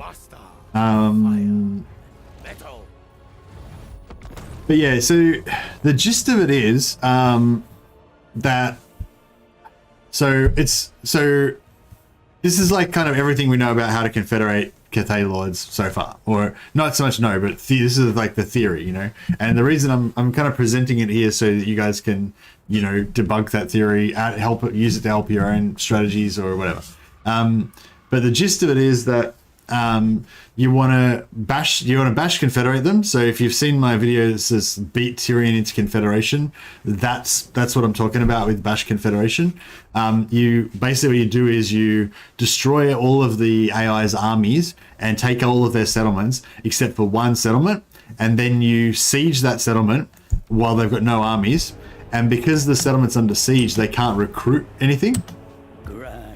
This is just the basic idea, right? And then I'll add some more stuff to it. But yeah, so basically you beat the faction down until they've got no settlements left. Like just say this was their last settlement, then you siege that settlement, and they've got no armies anywhere on the map. So their faction strength is essentially like 0 or like 0.5 or something, right? And then you want your faction strength to be very high. So in Warhammer 2, it wasn't about relative faction strength. It was two separate things. Like on the one hand, you want their faction strength to be low. They'd be very weak. That gives you a big bonus. And your faction strength to be very high. That gives you a big bonus again. Then the other thing you want is for them to feel threatened. So they have to have like enemies and feel like they could get killed by their enemies. And that feeling threatened kind of thing will possibly gives you a bonus as well. And then what else is there? Friendly relations. So if you have over 75 relations, like positive relations, you get like a friendly bonus, you know, gives you another like plus 10 points to confederate or whatever. And in Warhammer 2, if you were like their best friend, there was like a best friend bonus if you were the highest out of anyone on the map. We're thinking currently there is no best friend bonus, but there's like a super high relations bonus if you're above 150. So instead of being like 75 and best friend, it's 75 and 150. That's like, I don't know, this is a theory. This is what Very Special was saying. And I think Dash was agreeing as well. And he was checking it yesterday when I was talking to him. So it seems like it was 75 and 150 with the two kind of cutoff points to give you some bonuses, you know.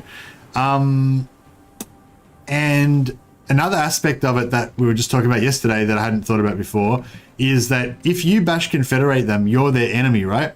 And then if you become really powerful, and if you completely surround them, so just say this settlement was the one that we were going to lock them into, right? If we like take over everything around this area, then we become their major strategic threat. So see here, it says safe, they do not pose a threat, whatever. If we find somebody that's our enemy. Sneak, shift.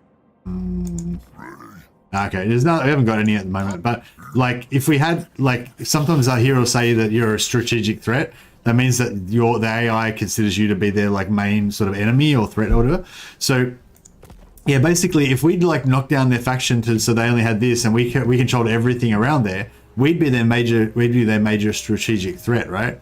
And then we'd also be really powerful and we'd also be completely surrounding them. So that's going to make the AI feel, you know, really threatened, right? So that's going to help you. That's going to help them have more chance of wanting to confederate with you. Also, if their lord is dead currently, they used to have the defeated trait in Warhammer 2. I'm not sure if that comes into play as well, but you know, you would have their lord dead anyway because you want their faction strength to be 0. So you might get an extra bonus for their lord to be dead. And then there's a few more factors to it as well. Okay, so yeah, so then there's also war losses, right? So every time the faction gets defeated in battle, apparently this is a new theory I just heard about yesterday. Very Special was telling me about this. Apparently there's like a war losses penalty and basically every time they lose a battle, they get like a little extra like -5 or -10 or whatever that adds up, and you can stack it. So you can keep defeating them over and over again. They get more and more war losses penalty. And so if they take a lot of battle defeats recently, that'll make them more likely to confederate as well. So you can get that by like bashing them with your army, right? Every time you beat them in battle, you get a war losses. But if you've got them siege locked, they won't have any armies, so you can't attack them. So there's sort of like there's pros and cons to siege locking them, you know, like if you siege lock them, they can't build up any strength, and you build up strength, but you can't give them war losses. So yeah. And what was the other thing? Oh yeah. So the other thing though is that with the relations, so you're trying to get above 150 relations, right? So you can get that extra double bonus. But every time you attack them, if you kill their army or whatever, you're going to get like a -30 or, oh no, I think in the old Warhammer 2 it was -30. I'm not sure what it is in Warhammer 2. But every time you attack them, basically, you get like a military actions penalty to relations or whatever. So you can actually end up driving down the relations, and it'll take a while for that relations to recover, even if you're giving them gifts and stuff like that at the same time. Actually, I don't know if you can do the gift exploit anymore. But you know, even if you're doing other stuff to give them positive relations, so you want to get positive relations with them at the same time. So you can get positive relations by having them at war with somebody else. So just say they were locked in here, but they were enemies with Snickage. We can be doing agent actions on Snickage even while we're at war with them, and that'll give us positive relations even while we're at war with them. But yeah, anyway, so long story short, you want to like destroy all their armies and stuff, lock them in a minor settlement, get huge positive relations with them somehow, you know, by fighting their enemies mainly. Don't attack them too much. Like the least amount of battles that you can have with them, the better. But you're probably gonna have some, because you're gonna have to lock them into the thing. But the more negative relations you have from battles, the longer it's going to take to fix the relationship again. And what else? Oh yeah, the other thing a very special was saying was that you can kind of like fight them and then like kill their legendary lord and then lose the battle. So like you concede, like you fight them with a stronger army, or you know, so you get like you bait them into fighting you with a weaker army. So you have like a lord that they think is weaker, but he's got really good spells or whatever, so you can actually win the fight. Then you like lure them into attacking you, because you get less negatives to relations if they attack you than if you attack them. And then if you lose the battle, I think you're saying you get less negatives as well. Like, whereas if you win the battle, you'll get more of a penalty. So if you like lose the battle, but in the battle you kill them, you kill all their dudes, just leave like one guy alive or whatever, and then you retreat and to concede the battle, then you don't get as much of a penalty. So it's kind of complicated, but there's all this kind of stuff that you can do to try to make it happen, basically. So anyway, so a lot of that stuff that I was explaining is just kind of standard stuff that we still got from Warhammer 2. But a lot of that stuff that I was saying as well, with the battle, with the war losses and baiting them into attacking you and then conceding and stuff like that, I haven't really played around with that myself. So I was actually hoping to try to, set some of that stuff up and just kind of see how it works firsthand for myself to get a bit more of an understanding about it. But yeah. When I confederated Zhao Ming, my positive relations was over 400. Hey, Aranthiel. Yeah, well, it's very special, and Dash seem to think that over 150, it doesn't really make any difference. Like, you get a big bump when you get above 75, you get a big bump when you get above 150, and then above that, it doesn't really matter. There's a separate, there's relations, and then there's the deal negotiation calculation, and they're two separate things. So it's not like as the relations goes up, the deal calculation goes up, It's like when your relations goes up to here, your deal calculation gets a little bump, and when your relations goes up to here, the deal calculation gets another little bump, and then above that it doesn't make much difference, I believe that's how it was in Warhammer 2 as well. So Rocket battery! The celestial faithful! but yeah, so it seemed like, like the current theory is that, you need to have above 150 relations, really. But it doesn't matter too much if it gets way above that. But the good thing about having, if you have 400 relations, the good thing about that is that you can straight up attack them with your army. You take like minus 30 relations or something from attacking them, and it doesn't really matter because you've already got, plus 400. Maybe, I don't know. That's what I assume how it works, but I'm not 100% sure. Dragon Guard! Archers!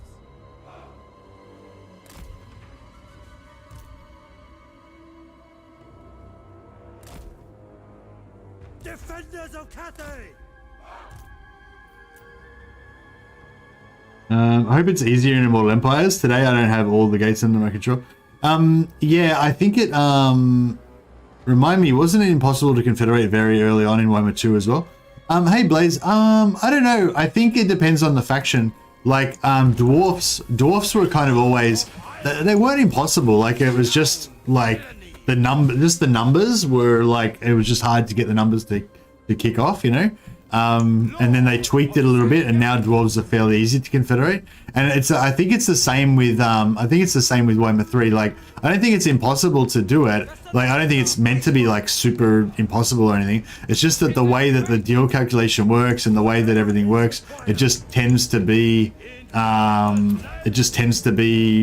quite hard to get the numbers to line up. You know what I mean? But yeah, I don't know. I'm not 100% sure. I guess we'll find out.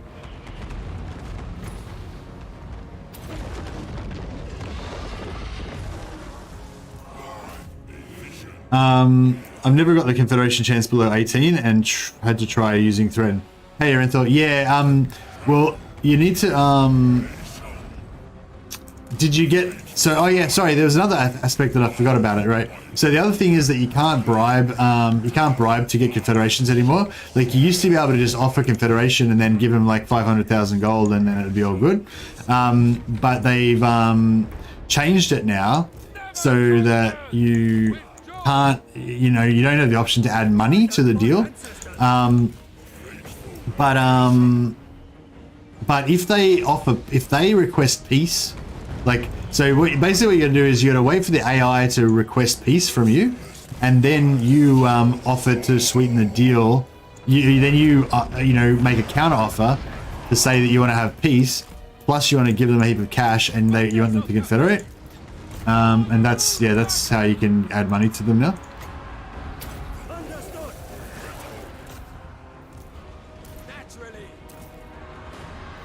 Oh yeah, did we decide it? Did Intercity decide that it is actually good to get to do formation attack now. Is that the latest thing about Confederation attack? I don't know. Oh, this is going to be a good spot to do a flame breath. Need an option in that poll that says I haven't had a chance to play Cathay yet. Hey Evan.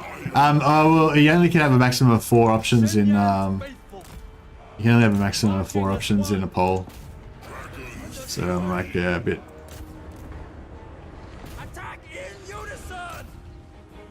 Alright, there we go. Got rid of them. Yeah. Mine that one.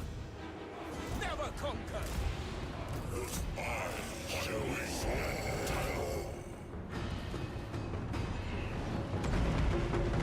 Pretty good arc of fire on this Rocket battery. rocket battery. Repositioning. I wonder if I should come in and have a crack at Snicketch or if it's going to be too dangerous.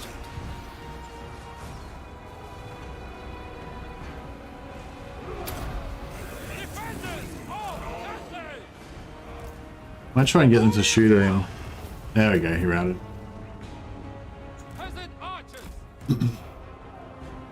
Fire!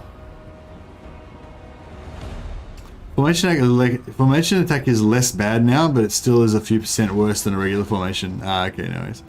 Are crane gunners still crazy OP? Hey, Soulsword, I don't know actually. I haven't actually played around with them. I don't play Cathay much. It's not really my favorite faction.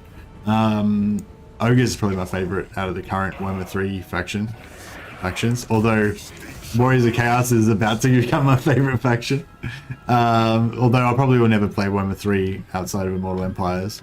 Oh yeah, my dragon's kicking his ass pretty good.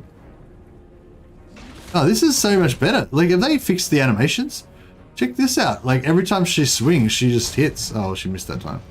But yeah, I just saw her hit him 3 times in a row. Is there another one? So hit 4 out of 5.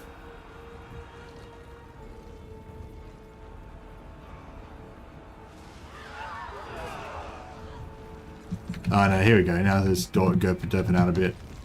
Hasn't hit him for a while now. Oh, there he goes. Oh, she missed that time. Oh no, maybe she hit that time. Okay, yeah, now this seemed pretty good still. I wonder if that's better now. Crazy crane gunners.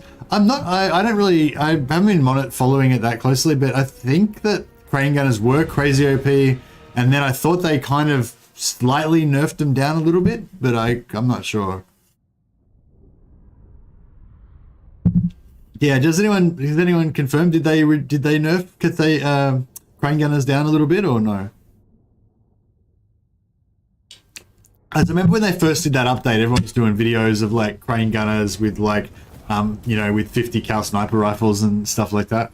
But then I feel like that kind of, you know, I stopped hearing about it. So I don't know. I assumed that meant that they fixed it. Cleansing water. Cleansing water is good for something, isn't it? Replenishment rate, attrition. Oh no, maybe it's something else I was thinking of. They pay the iron price. All right, nice. The Iron Dragon. I guess so. My first mission is to get over to here as soon as possible, or over to here as soon as possible before Miao Ying dies, because I think Miao Ying gets taken out like by like turn 5 or something. So we basically didn't lose like almost anything, so that's good.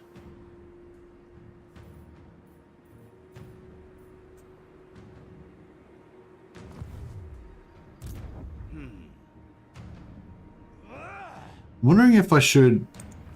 What's the fastest way to do this? So I'm going to recruit another lord. Oh yeah, we should probably figure out our balance and shit too. Alchemist of Shangyang. So what are we on? We're on 2 Yang.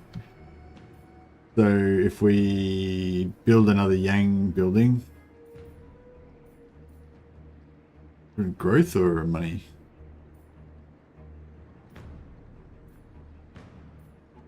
I guess I go money.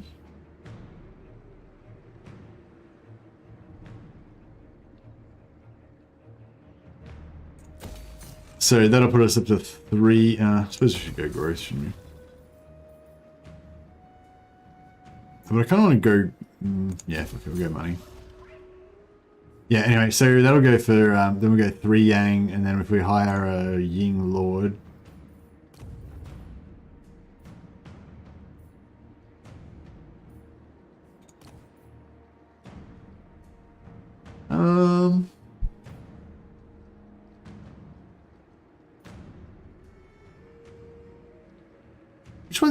Which ones do I like best? The yin ones or the yen ones? Can't remember. Dragon blood shall win the day. Alright. Shunagan Lords or what are they called? Kringan's got nerf from their buffs to be better than they originally were. Yeah. So they're better. Yeah, so they're better than they originally were, but they're not quite as OP as they were when they first got buffed. Yeah, that's kind of the general vibe I thought. But yeah. Bad YouTube. They need a spanking or something. Oh, really? Why? Oh, because they don't have an option to the thing. Yeah. 40% say they are both impossible to Confederation. Yeah, I feel like that's kind of why I keep doing these Confederation science streams, because I think that's kind of how most people feel about it. That Cathay is basically impossible to Confederate, and that's kind of where I'm at as well. Like, I mean, I don't believe they're impossible to Confederate. I'm sure that it can be done, and I'm pretty confident that I could do it. But I haven't managed to yet, you know, just through normal play. So, yeah. I guess we're gonna go for this, maybe. And we'll head for this Stalk banner. Had a lot of trouble confederating jamming. Yeah, I've vaguely tried to confederate, like not with no plan or anything, just normal trying to get good relations and stuff. Definitely doesn't work that way. Like, just trying to get good relations and stuff doesn't help you get confederation. You have to do some pretty extreme stuff. Oh yeah, so with this first move here, if I want to go as fast as possible, do I want to just occupy this next turn with Zhao Ming, or do I want to like sack it and then move on again to like here or something, and then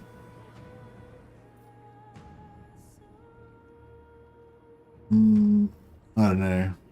Probably not going to be able to occupy it with this guy, am I? I guess I'll just occupy it. Did you scare people off playing Zhao Ming by zooming into his unit battles and units? Yes, Dash has got a problem with Zhao Ming's units in battle because they're so disgusting to look at. Can't handle it because their color scheme's too bad. There is a way. All existence is an experiment. Yeah, we'll just go for some more magic. The House of Secrets provides. Let their feet become fleet.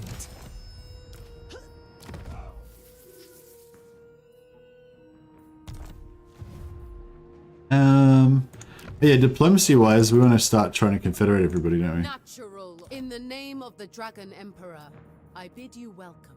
Long live. Oh yeah, what's her? Ready to defend. She hates the Dissenter Lords and the Rebel Lords of Nanyang, so I should probably not be friends with them.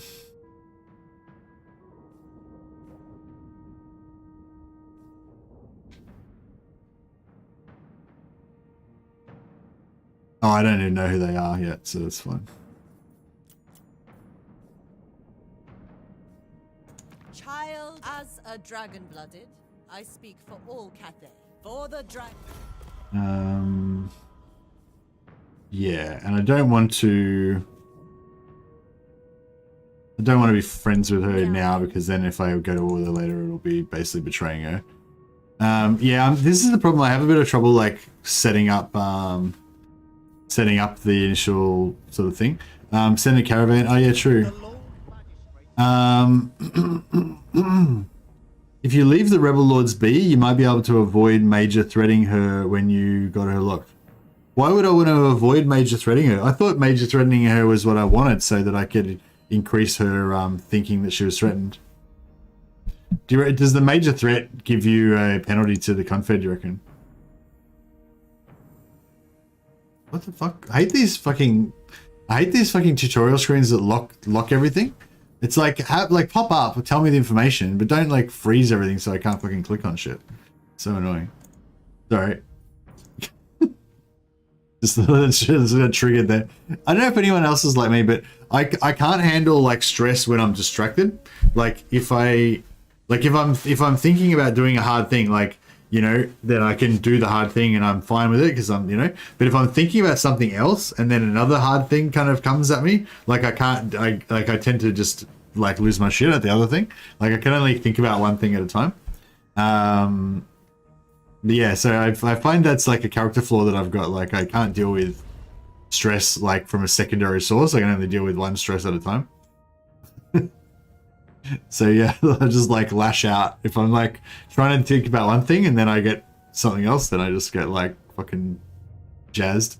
You'll see it happen on stream a fair bit where I'm thinking about one thing and then somebody says something in chat that triggers me and like I get real pissed off because I'm not like ready to deal with that, you know? Whereas if I was just addressing that point by itself, then I wouldn't get freaked out. But yeah, anyway, you'll look forward to that. Which one of these do we like? Anything here that we like? Not really. I guess we want to go for growth. But we can't choose that yet anyway, so yeah. And for per caravan, I suppose we want to go for the sword first.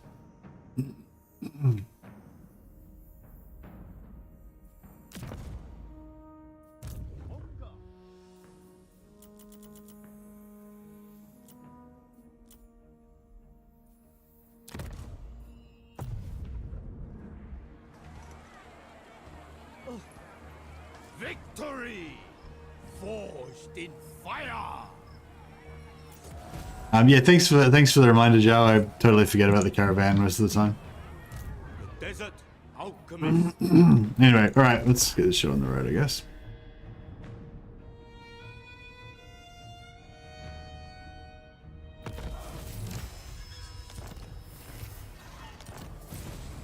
Yeah, harmony's balanced just for the moment.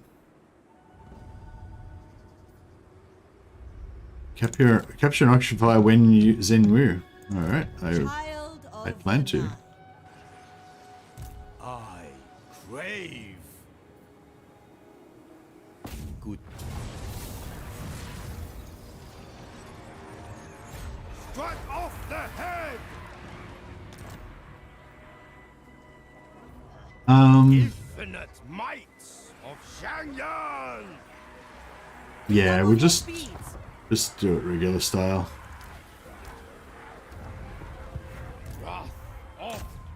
Can we just auto resolve this, or is auto resolve still fucked in this game? Oh yeah, it's still pretty fucked. Alright, well, that was a bit rough, but that's okay.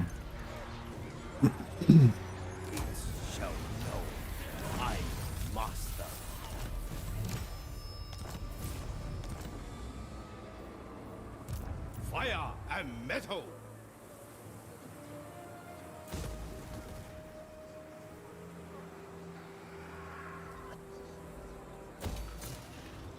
I probably should have done that last turn, hey?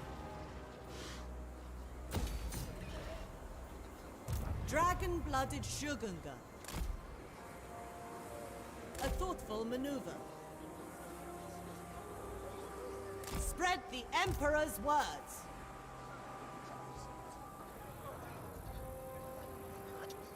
Do you want to know all of the trouble that I had to go through to confederate Zhao Ming? No. No, I do not, Ranthor. Do not want to know all the trouble that you went through to confederate Zhao Ming. I'm familiar with the type of trouble that you can encounter. But what I would like to know is the answer to the question, the solution. You know, don't tell me your problems, tell me your solutions. You will obey. I mean, you can tell me about your problems if you want. But yeah, like the idea is to Like, I think most people can all agree that, yeah, it's really hard to confederate them and it's a real pain in the ass. So we don't really need to recover that too much. But I mean, it is on topic, so yeah, by all means. But yeah, more like the main thing that interests me is the solutions. Like if you found any way to overcome the issues, you know. I kind of want to roll with 4 lords like usual, but yeah, I suppose being out of balance is not going to hurt us that much.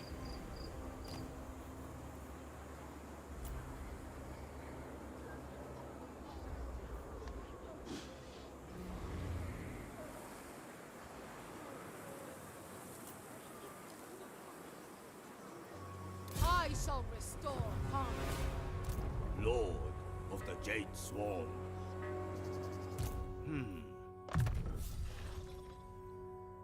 And what do we want to go for in blue line?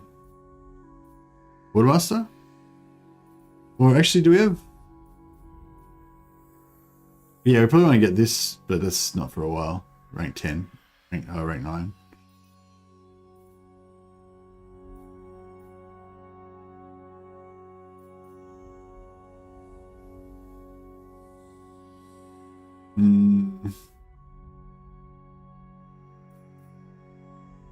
I guess we want to reduce our Dragon's Breath. That'll be pretty useful. An extension of my celestial will. Warstone Desert on the compass, the literal only use I can think of to drain winds of magic, to give few minor negatives to demon waves.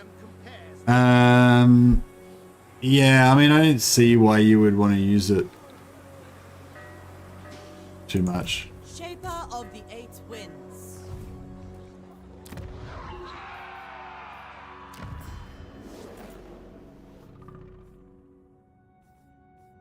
Obey! You better give me whatever I...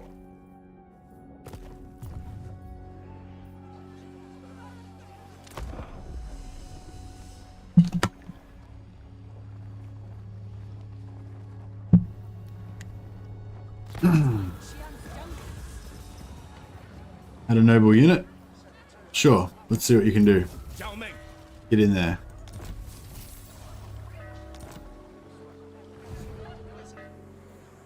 Get out of my mind!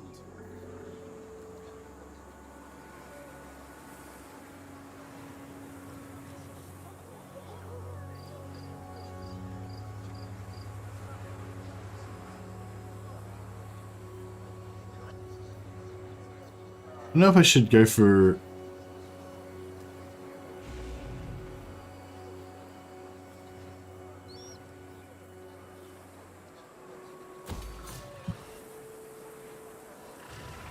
Yeah, that's cool. And then I'll just Master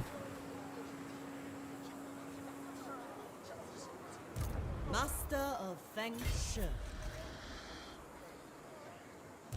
The Iron Dragon. Path of metal. Celestial power. I don't want to put him in... What about if we just put him in normal stance? Oh, we're still going to get... Yeah, pretty good. If I go... If I go to there... In ambush, and go into ambush stance there... In search of warpstone. Should be still sweet. And then if we go... No Here. harmony in this wasteland. The path of destiny. Shugengan Lord reporting. Within my reach. Ah, pity we can't... pity we didn't go into... To serve me is a privilege. Serve and honor your ancestors. Descended from celestial glory. Ah, she can't the go into dragon global recruitment. blooded. Yang in harmony. I don't know, hopefully that'll... sort him out.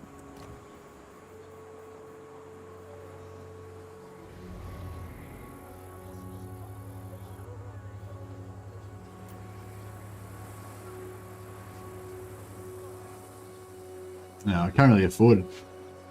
Can't really afford another lord. Too broke. The dragons love Alright, we'll have to just wait a bit.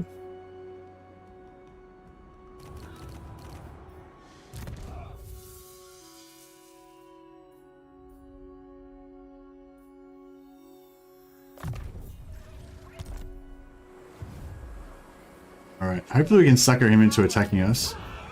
Otherwise we'll have to leave him behind, I guess. Beautiful. Oh, we got him in the ambush as well. What a noob. What a sucker. Hopefully he'll be close enough that we can kill him this turn, so we just don't have to worry about him anymore. And then still take the next settlement as well, because we want to kind of get to. How many turns do you reckon I've got to get to Miao Ying before she's going to get wiped out? Dash or anybody? Is it like turn 5? Like, is it that early? Do I need to like declare war on her like now so that I can get her to not get wiped?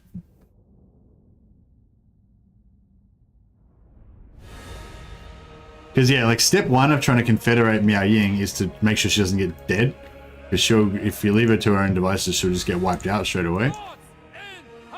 Okay, so we can put some swordsmen here, just to make sure we don't get. Oh, they can come right up there, can they? Oh, crap. Okay. Put some swordsmen there, just to make sure that we don't get ratties coming right up in our guards.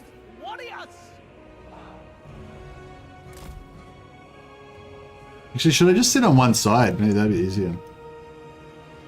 Then we don't have to defend as much. Wind and fire! Order and balance! Long spears!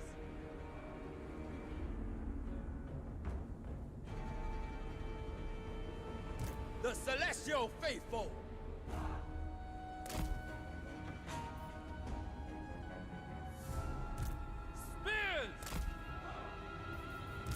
Acolyte of secrets.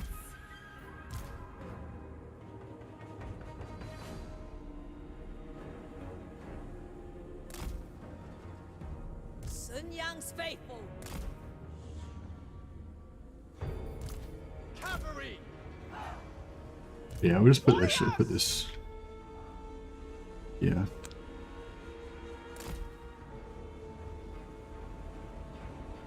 Oh, I think that's my wife's alarm going off. Mrs. Mercy's time to wake up. Wind and Right, fire! and let's just see if we can get some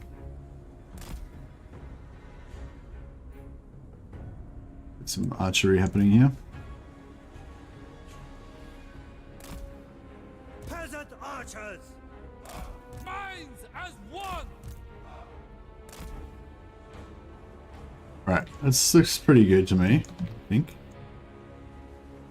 do you guys think about this setup?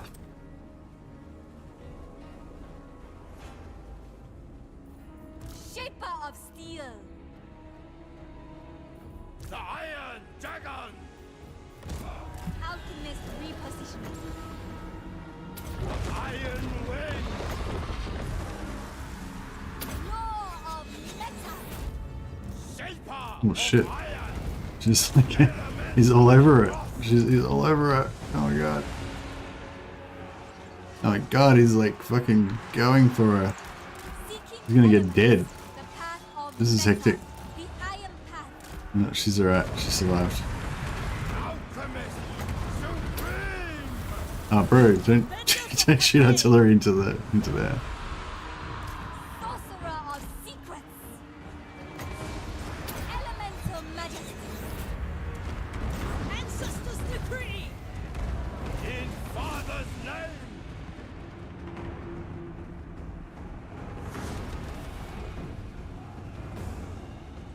If we can kill Snickich before he gets away, that'd be really sweet. The art of ye! Raise the dragons!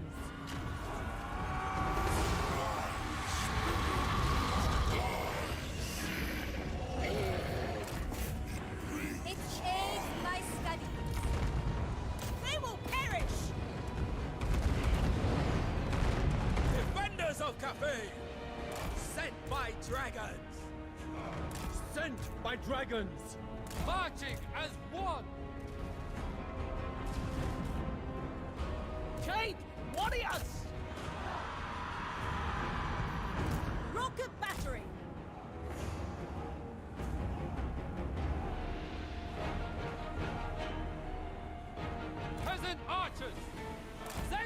sends us. Seeking Cathay's I think it might be about done there. Praise the dragons. Seeking. Did we get the kill? Oh yeah, you got the kill on him. Nice.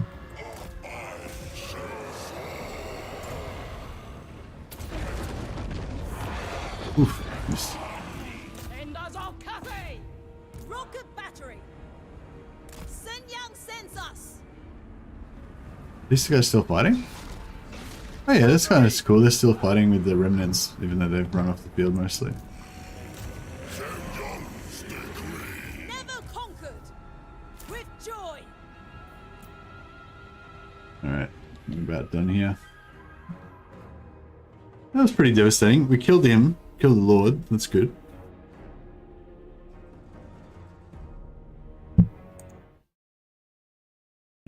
Did I say you use Plague of Rust? Yeah, just try to weaken Snickers just to get him to die.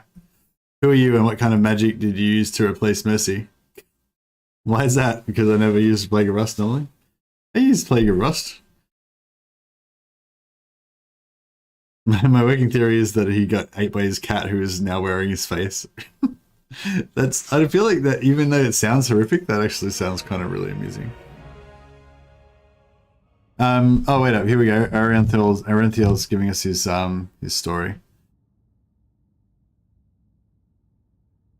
I left the Great Bastion Gate ruined to let Zhao Ming recolonize it. Yeah, I've heard that theory, but it didn't fucking work for me because she didn't do it. Let Zhao Ming recolonize it. Captured Dragon Crossing, sold it to Zhao Ming, then took every settlement and the Bastion Gate from Zhao Ming, leaving the Dragon Crossing, then peaced out with Zhao Ming and got military alliance, then declared war on every faction left alive, and weakened his army by sabotaging an army when he fought the Kurgan. Actually, that's a good call. A good call. Turn 10 at least. Can happen anywhere between turn 5 and turn 10 if it happens. If she lives even a single settlement, her army has probably been wiped and every other settlement will be gone shortly after. Yeah, I think that's it, yeah. Then when Zhao Ming had only one lord in his army and with him at war with every faction on the map, I threatened the Confederation with -18 and he accepted. So that's what I ended up doing to Confederate Zhao Ming. Okay, good story. Good story, Zhao Ming. Arenthiel. Are you talking about Zhao Ming or Miao Ying? I'm getting confused here. But anyway, what was I going to say? Yeah, that's actually something that we didn't talk about in the Discord. The betrayal method, where you be allied with them and then you basically go into battles with them and intentionally get their armies wrecked constantly. Because that would give them. That's kind of cool because that would give you the. That's probably the fastest possible way to do it. I'd say, Arenthiel. But the only problem with that is that you can't actually kill them to wipe out their, to wipe out their armies. Oh no, you went to war first and then you peaced out. Yeah, okay. Interesting. I wonder if that's actually a better way to do it. Than what Very Special was saying. Because yeah, basically Very Special was sort of saying basically kind of working around the fastest way, not so much about the making it more guaranteed, but by making it faster. So he was sort of focusing on not sort of attacking the faction too much, or when you do attack them, make sure that you lose the battle so they don't get as much of a penalty. Did their army just get wiped out, or?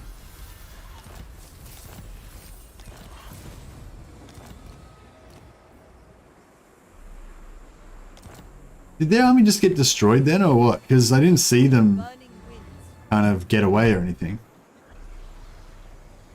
But I'm not sure. The Iron Dragon. Dragon-blooded Shugunga. I was born to wield it.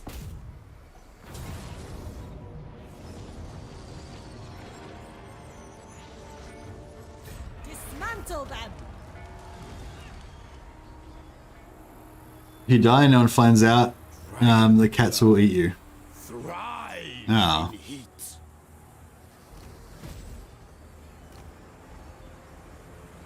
I rewound the stream. It looks like they got wiped. Oh, thanks a lot, Moments, Raven. Much appreciated, man. It's just good for my peace of mind, so now I don't have to like freak out wondering where he is and stuff. So I was thinking maybe I should occupy with this lord, and then I can move Miao Ying on and quickly take out the rest of the Skaven. But I'm a bit worried that if I leave them behind, they'll get ganked anyway. Bad plan, Steve. Oh, what I could do is ambush trap with him. If we can keep 25%, yeah, we can keep 25%. So we'll put him like here, and then As one. There is a way. I guess we put him in defensive stance, get another 5 melee defense. Woo. Shogun Lord reporting.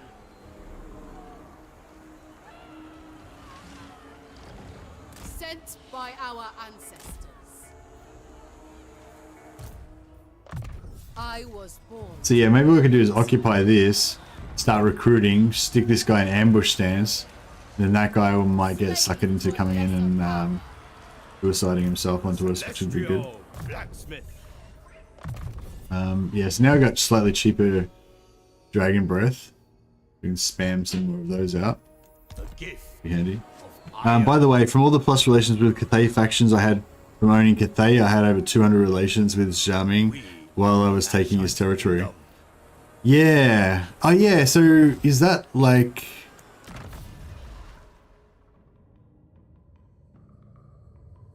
No. Oh no, it's a harmony thing. It's a harmony thing, isn't it? So Make your ancestors plus 20 relations with Cathay. No, that's not it. Plus relations with Cathay factions I had from owning Cathay. How do you? What's that again? What do you? How do you get the bonus from owning Cathay? How does that work? witness their demise.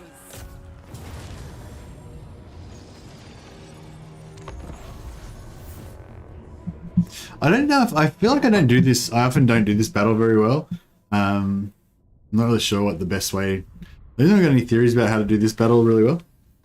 There are a lot of stacking modifiers for Cathay relations. Yeah, I got that. What are they though? Well, how do they work, or is it too confusing?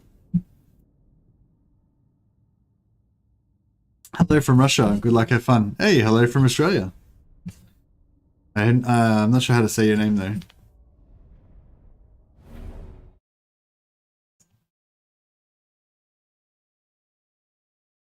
Is that normal Cyrillic text? It looks different.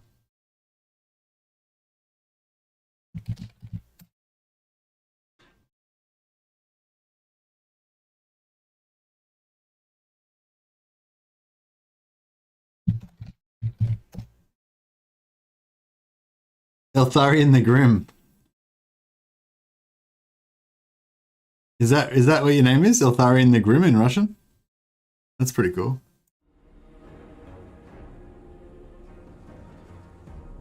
There are only 80, I think. Harmony and 2 landmarks. Oh, okay, right. Well, that's still significant though.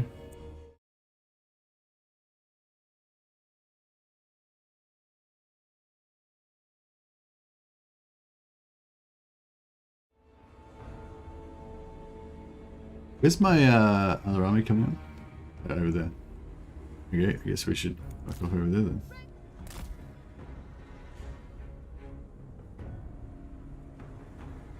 Oh yes, this is looking very familiar. Actually, I suppose we should fuck off back over the other side so that they set up all the towers on the wrong side. That would be the smarter way to do it, wouldn't it?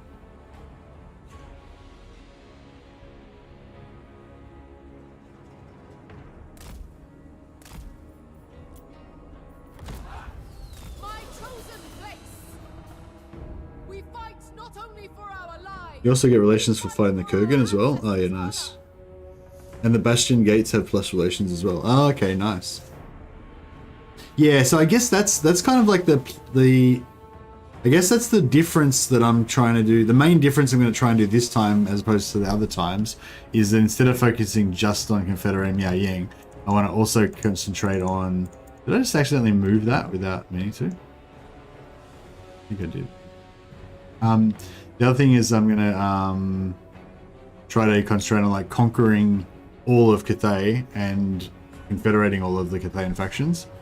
And yeah. Meow's skill does not equal owning Cathay regions, but you do need to get her skill if you play her. Oh, right, you're saying the plus relations that you get from Miao Ying is not as good as owning all the Cathay regions. Yeah. No, that's fair. What do you think about the whole betrayal method, dash instead of siege locking?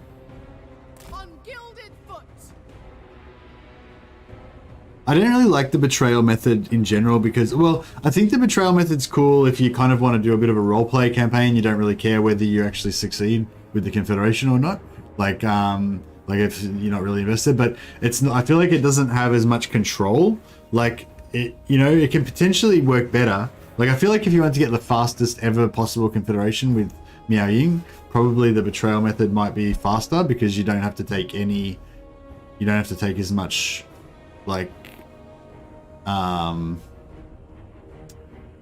have to take as much negatives in order to keep getting war in order to keep getting the war losses on them.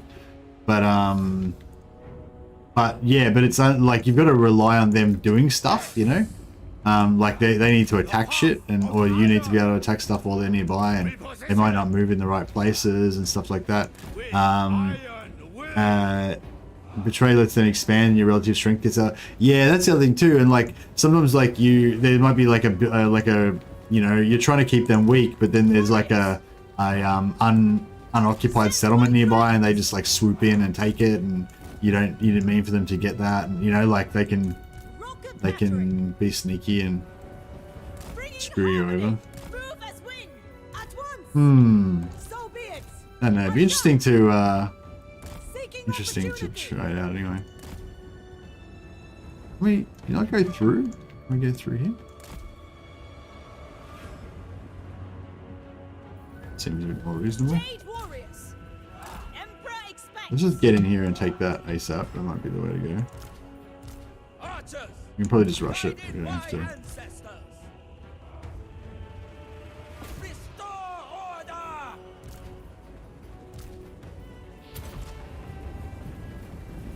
I think both Zhao Ming and Miao Ying have plus relations skill, but Miao Ying's gives more relations. When I went towards Zhao Ming, he owned his starting province in the Burning Wind Nomad regions from Confederating them. Okay, yeah. MSC, thanks for all the work on Warhammer 2. It really helped me a lot. Keep going on Warhammer 3. Thanks, Mateo. I definitely will keep going. I'll do my best.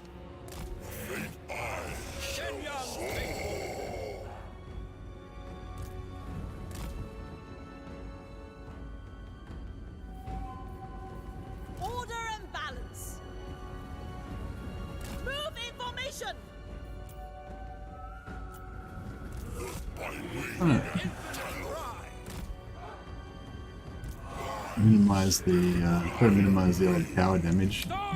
These archers are quite fast on their feet, aren't they? They like outpace the rest of our guys. Or did I just stop moving? Seeking Cathay's foes. Seeking Cathay's foes. Master of the winds, this is the way.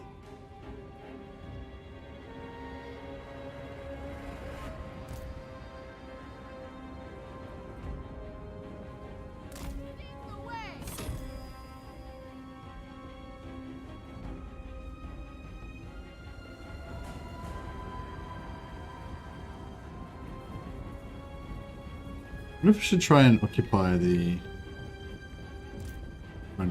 as well. Sent by dragons. Never conquered. Store and steel. Repositioning. March in ordered ranks. Cavalry. Hey, this tower won't build because we're too close to it. So yeah, that was a thing. If like a tower is not built yet, and then you park a unit on top of it, it won't be able to actually manifest. It'll even when the timer runs out. So yeah, I just made that manifest so that I could destroy it.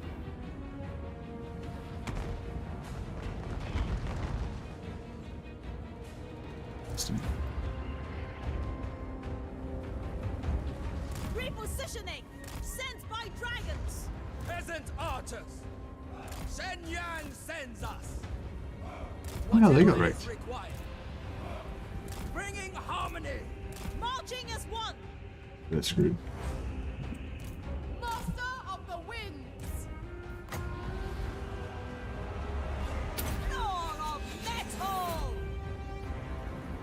Cavalry! By celestial decree!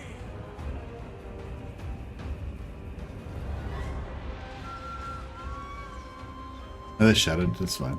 Praise the dragon! Let it go. It's done.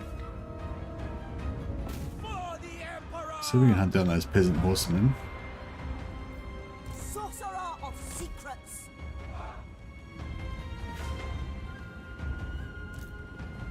At once! Never conquered! Yeah, that's looking pretty good. Little bit of support for your work. Oh, thanks, Mateo. Very, very generous of you, man. Much appreciated.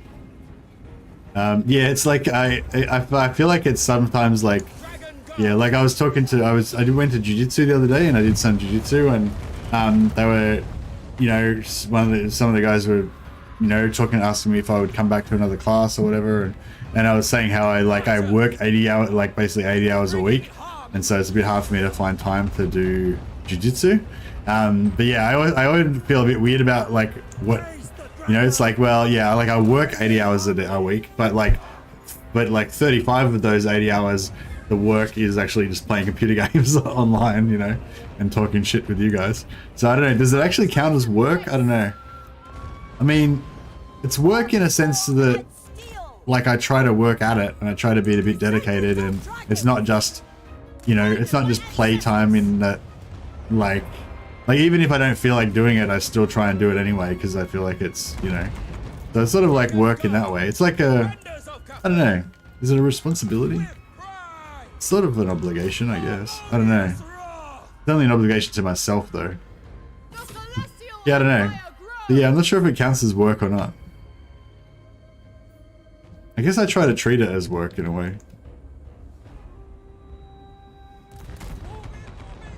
This guy's gonna kill our fucking... What type of guys are these? Jade Warrior Halberds. Yeah, that doesn't sound too good, does it? Alright, let's see if we can shoot the shit out of them. Repositioning! Shen Yang sends us! Stone and steel! Seeking Cathay's foes! And the rest of these guys can kind of move up to here. My ancestors! We're gonna get these guys in there. I don't know if I'll be able to shoot them, but we can try. Warriors! Acolyte of secrets! Sent by dragon! Our ancestors decree! Cavalry! Fuck, that was bad. I think they've still got the thing going where charge reflect works on their back, doesn't it? It's like if you charge the back, then you still get charge reflected. Warriors! Now the archers should be able to sort it out. A trail of secrets! I can put a loyalist around turn 10, and then after wipe the Jade Custodians, then wipe the faction with the Celestial Riverlands.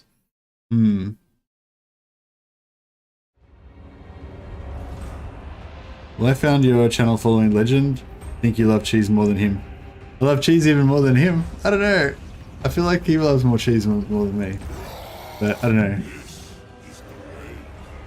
Archers! I don't feel like I really have an opinion about cheese particularly.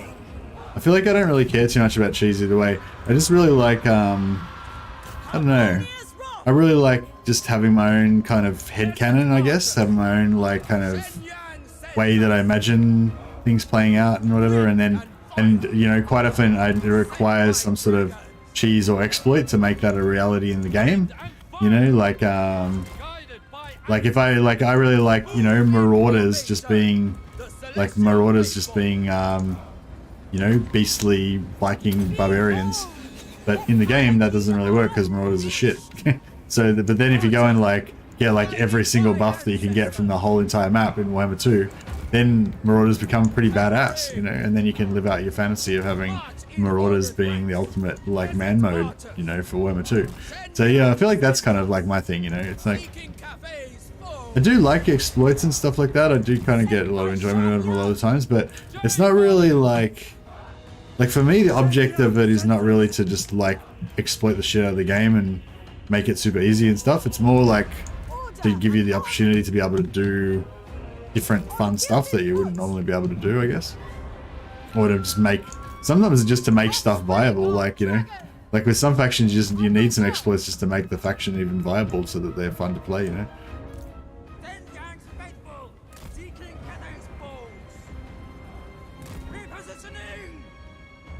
But yeah, I do like me some cheese. No one loves cheese more than Legend. Yeah, I know. I feel like it's a bit of a big call. Like, you know, more than Legend. I don't know about that. Where's this? Where this guy? Where's armies? Why? If he's not going to contest any of the city, like, you should just let me win. Bringing harmony, order, and balance. We obey. March in ordered ranks. Defenders of Cathay. That should get popped by this when we take this, right? I think. You know if we should go and kill their lord, maybe? What sort of lord have they got? Is it caster lord or a... Ah, whatever, it should be pretty easy to kill. Thoughts in harmony. Jade Warrior Crossbowmen. They're actually probably a bit more dangerous than I hoped.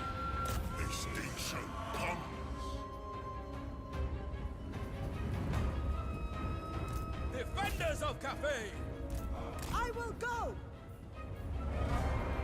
Fire in the blood!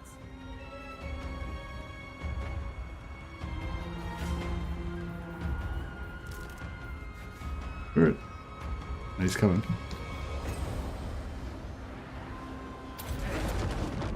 I should have debuffed their armor before I passed that on him. Would have been better. Defenders of Cathay. Shenyan's faithful. Attack in unison.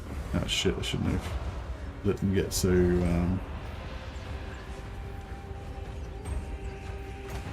I shape the winds. maybe I was gonna do anything, but maybe. Move in formation. Minds as one. Shenyang's faithful.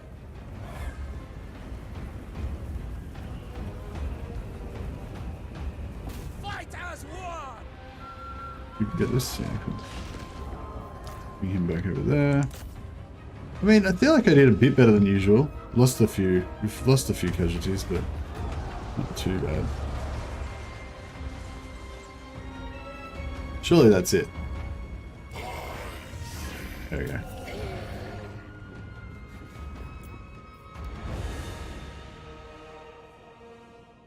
I could see Cathay being a super race in Immortal Empires. Large territory with limited enemies, good roster, and a really good economy. Yeah. I mean, I feel like, yeah, if you just play as Cathay, you just take out Lockyer Fellhart on your east side and Nakai on your southeast side. I wonder if they'll change Nakai's mechanics to be more like the Chaos Warriors. I feel like the Chaos Warrior mechanic, the new Chaos Warrior mechanic, is heaps better than the old Cathay way of doing it. Yeah, I think it'd be much more fun to play Nakai if they had Chaos Warrior style campaign, where you can basically conquer anything, but you can choose if you want to give it to your vassals or whatever. That'd be pretty cool. What are we doing here? Occupy. Yeah. They will know order.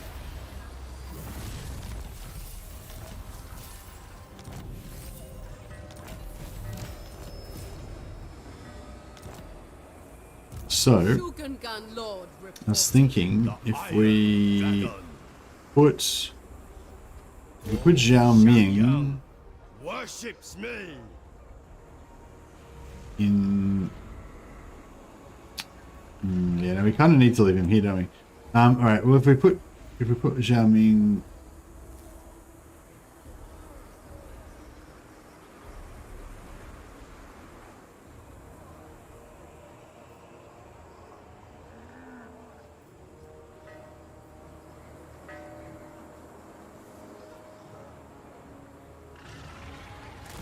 I guess I put jamming in ambush stance there, and then Sent by our ancestors. put them in there. Take those guys back over there. Victory was And predestined. put those guys into there. Give it a replenishment. Then we give this guy. Dragon-blooded Shogunga. I will not tolerate sloth. Yeah, cool. So hopefully this Sadly, recruitment is a will privilege. encourage the AI to want to try to kill us. We want to yeah, I might just get him like another spell just so he's not like completely useless if he's by himself. I think this Blossom Wind, somebody's saying this Blossom Wind does some okay damage. I don't know, I can't remember if I actually tried it out or whether I was liked it or not. born to wield Lord of the Jade Swan.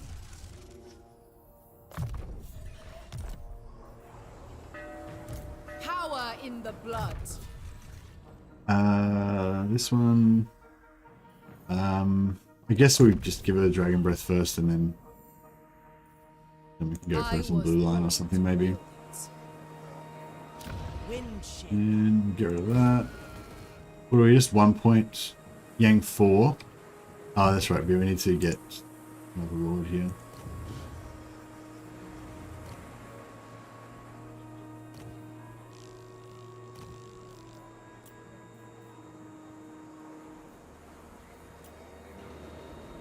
Command is my birthright. Alright, it's a bit more in balance now. First, we thank our ancestors. And Master of Feng Shui. City of Monkeys, Zenwu. I guess we should upgrade Zenwu. A bit broke, but. And commandments.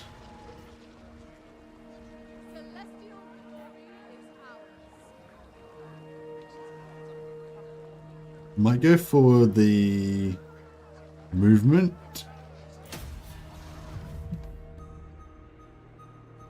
Oh no, they're not quite in the range. 6. Oh, this guy's in range. So yeah, that'll be. Oh, no, it's probably not worth it. What else? We just want to go for control.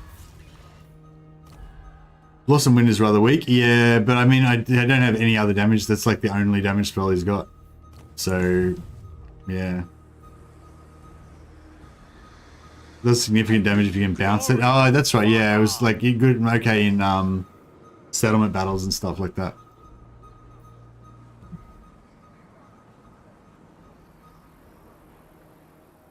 Lock here is better than Cathay. Yeah, I mean, I probably prefer Lock here than Cathay. Yeah. Maybe Dame. I saw her Scarbrand campaign with the movement hack. Yeah, like Dame definitely seems to like some cheese for sure.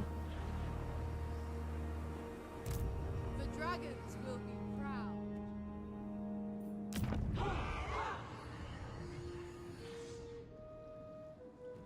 Yeah, I don't know if any of you guys noticed, but I retroactively awarded Dame with the coveted science badge the other day. So yeah, sorry, I don't know. She should have. I should have given it to her ages ago. I just yeah, she was overlooked somehow, despite her numerous contributions to the Total War science. So I science badged her on my Discord. I don't know if she still goes to our Discord anymore, but yeah, thought that she definitely deserved that. So we've awarded Dame that honor.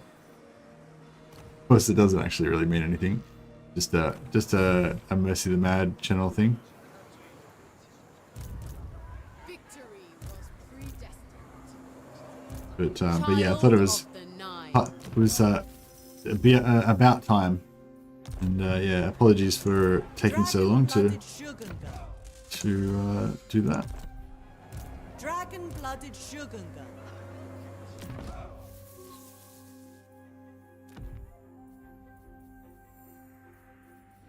Don't really have anything too awesome, do we?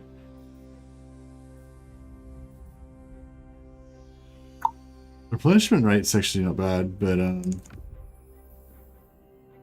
it's faction wide actually, yeah, so I guess we should go with the cleansing water for the replenishment. And just give the Natural authority. Astromancer's spyglass to somebody else.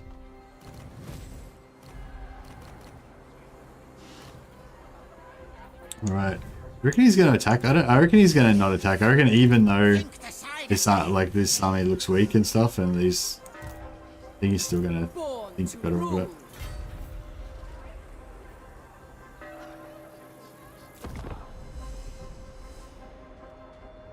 Be good if we could get. Nah, he's just like, nah, I'm out of here.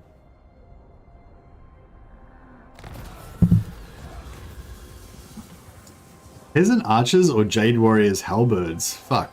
I feel like Jade Warriors and halberds are a lot better than peasant archers, but I do like to get some ranged damage in there. I'll go for the halberds, they're just significantly more valuable.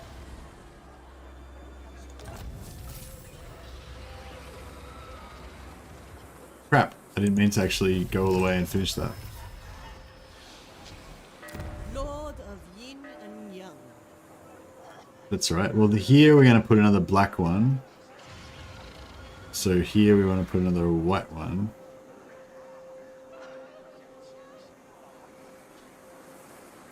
Or we could just put growth through a bit. That way we stay in harmony. Dragon blood thrives in heat. For pure damage, I prefer Law of Yang over Law of Yin. Which one's Law of Yang? The one with the fire and stuff? Descended from celestial glory. Yeah, I'd say the Law of Fire is... The fire stuff's pretty good. I'll worship those unheard. Shaper of the Eight Winds. The desert. 10-5. Alright, so... Is it like about now that we should be probably... Praise be thinking to about, the Iron Wind. Guided by Jamon. Master of Feng Shui. Spread the Emperor's words. Wind Shaper. What madness is this? Our ancestors would lament this folly. Fate reveals a path. Celestial ancestors. What madness is this? I am no one's. Alright, we're all reinforcing, so that's pretty good. Money-wise, we're screwed. What's your opinion on the fire rocket compared to the Hellstorm rocket battery? Ah, no idea, man. I haven't compared them, sorry. Yeah, I don't really... Yeah. It's not really something that that would have come up for me because you don't really fight Empire much when you're playing as Cathay, you know? I don't think I've ever actually faced off against one. Interference will cost you dearly.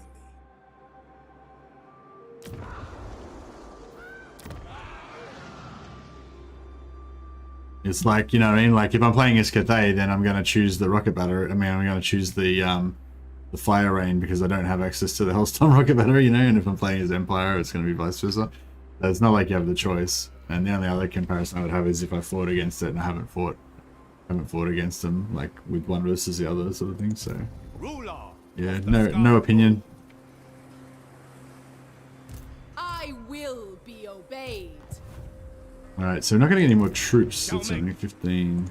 The dragon-blooded. 4 there, 19. Yeah, I guess that's good enough. I don't know if I should actually keep keeping the armies or not. Should we go for some defensive supplies? I know that'll make Dash happy. He loves it when I have defensive supplies. Although I don't know if Cathay is like a particularly great defensive siege faction. Nurgle's defensive sieges are pretty glorious to behold.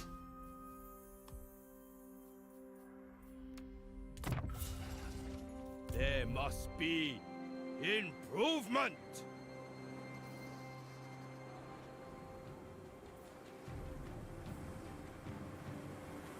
You can outpost Empire to get Hellstorms in Royal Chaos. Okay, would you do that, or would you just keep the Would you probably just keep the Hellstorm, the fire rain rockets instead?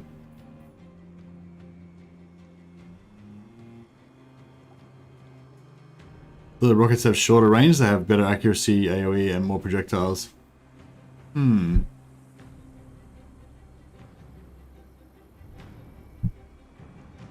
Playing Cathay has a great garrison for defending settlements. Yeah, their towers aren't as crazy as the Nurgle ones though. The Nurgle towers seem to be like just super powerful. I wonder if they've nerfed any of that. If they've played around with those tower values at all for Immortal Empires. When do you reckon I should declare war on when do you think I should declare war on Zhao Ming? Like about now? Did this guy just forget to ambush me or what? I guess his ambush failed. Slaanesh towers are also broken. Yeah, does it do you reckon they've changed it all?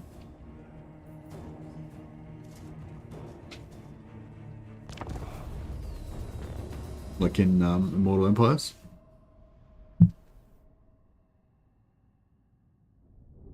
Or do the towers all seem to be pretty much exactly the same?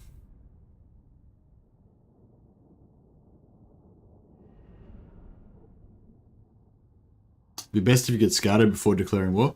Well, I'm not going to get vision on her for at least another 3 or 4 turns. What about if she's dead then?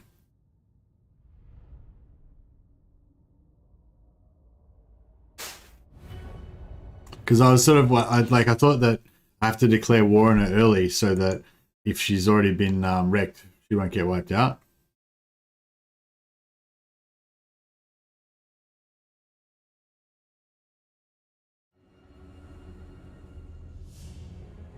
Shogun sorcerer. I guess this guy can just hide in the shadows over here. Be invisible. This is going to be an interesting fight actually. They're all going to come across the river, then we're going to pop out behind them, and they're going to turn around again. We can use like reverse choke point. Like instead of shooting, being here and shooting them as they come through the choke point, we just set up behind them and use their own choke point that they have to then run back through. Lol.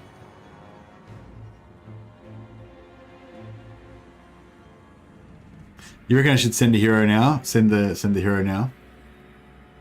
Yeah, I suppose so. I think we need to focus on the goal, which is investigating confederations, and not get distracted by, you know, increasing my battle efficiency and stuff.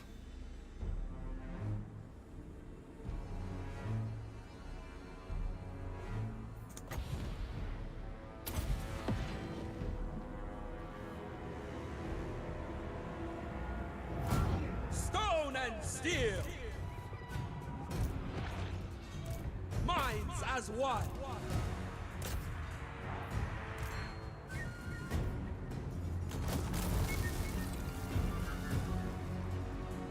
Master of the winds!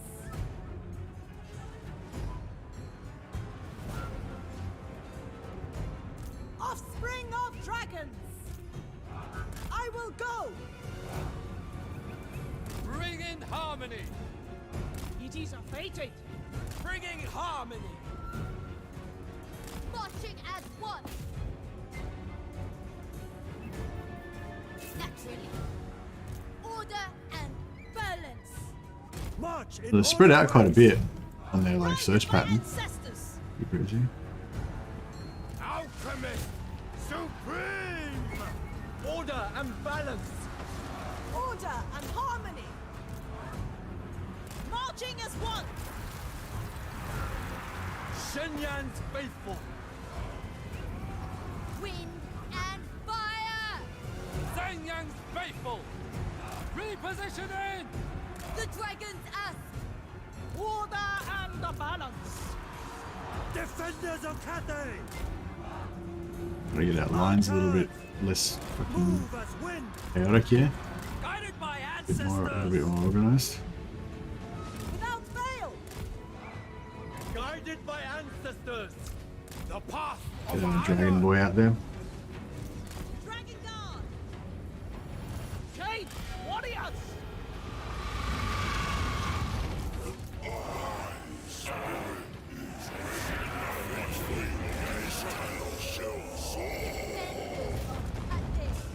Fight as one!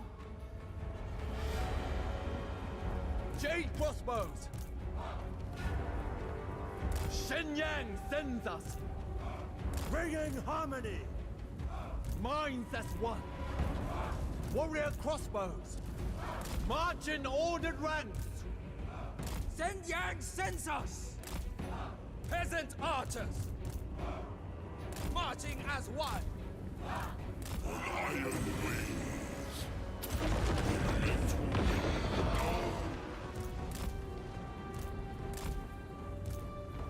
Emperor expects!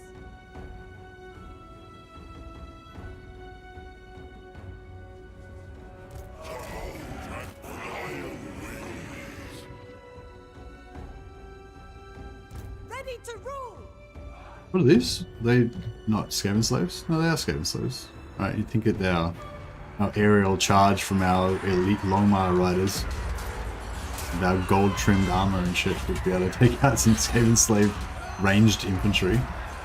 But no, they're we're in a battle for our lives over there, fellas. How you going, everyone? Custer, welcome, man.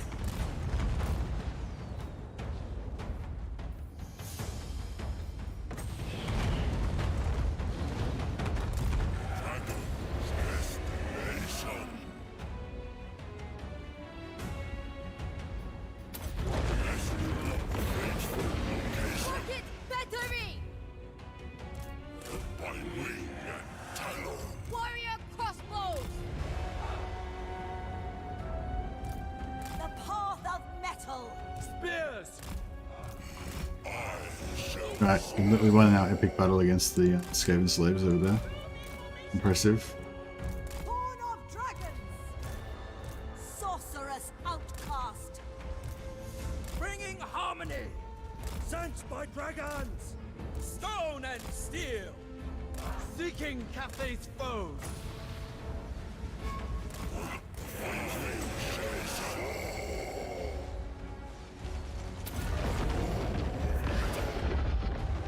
Offspring of dragons! Will of the dragon!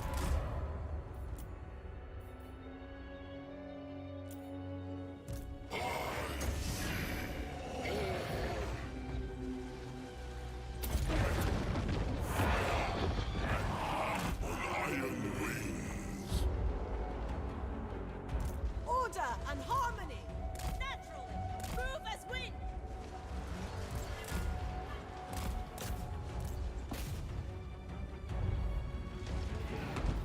Shaper of steel!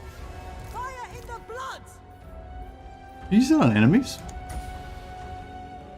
I think you use it as a route. How about you just stand there and get the shit shot out of you? Jade crossbows. Seeking Cathay's foes. The celestial faithful.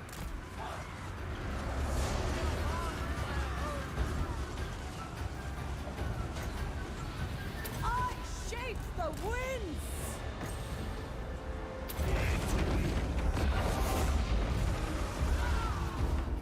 Harmony of the wind! Warrior crossbows. For science! We can kill Snickers, just get rid of him. Stone and steel! Cavalry! Anything Cavalry for can Cathay! take out some of these. Order and harmony!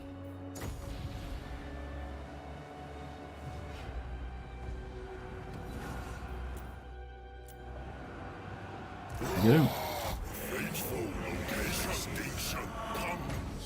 Eight winds! To me!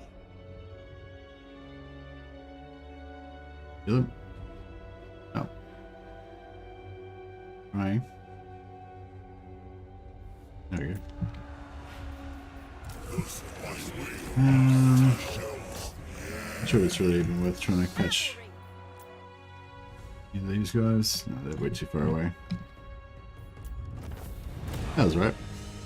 Have you tried testing how good the Cathay Ancestral Warrior Summon is?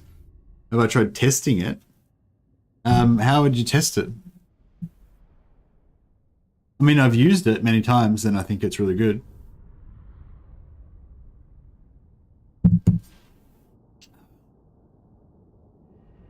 No, I've never really felt to do any like hardcore testing on it. What would you want to test about it?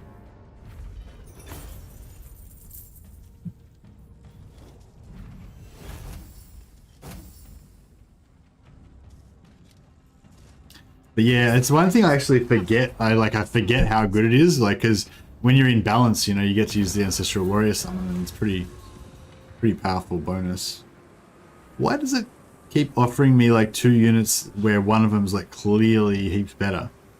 Like Jade Warrior Crossbowman with shields, like it's like a tier 3 unit or something, tier 2 unit or something. You know, and these are like shitty spearmen. What's going on with that? Crazy. I'm wondering if they can be used like Skaven Summon Army. Do you mean to pin the enemy while you shoot the shit out of them? Yeah, that's pretty much what I just did then.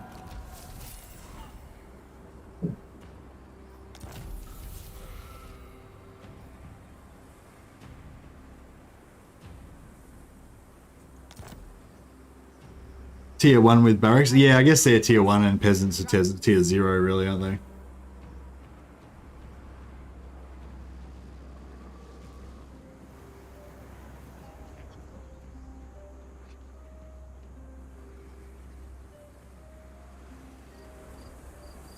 One summon generally makes them unusable in that role, especially since enemies generally ignore them. Well, it's not like we're just spamming summons instead of having infantry, but it basically does the same thing, just, you know, not as much. But yeah, I basically use them to save health of my infantry, you know. I suicide them into like tough spots to try to pin down multiple units and stuff like that. Yeah. You get multiple units of the summons. Oh, okay. But yeah, but it's not the same as like having like, you know, 12 different rat summons and having the ability to summon clan rats and all that shit. Like rats can get a lot of summon spam going.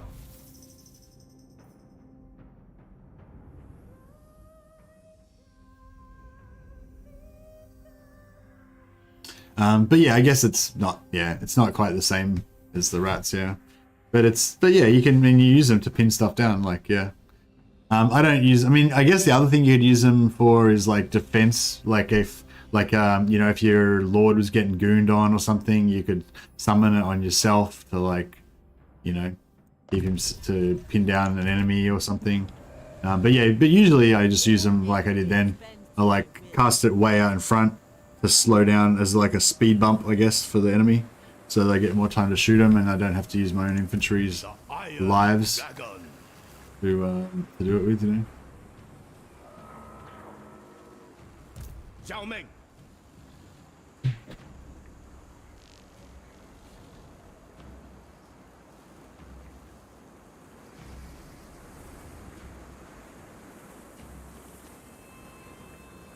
In search of warpstone. Dragon-blooded Shogunga. Wherever Cathay needs me. Shogungan Lord reporting. Within my reach. The dragon-blooded. Alright, we'll get another battle in here just to give us. So we've got all 4 lords in there, so we've got 4 So we've got 4 chances to get magic items. Hey Sibelius, how you going, man? Oh.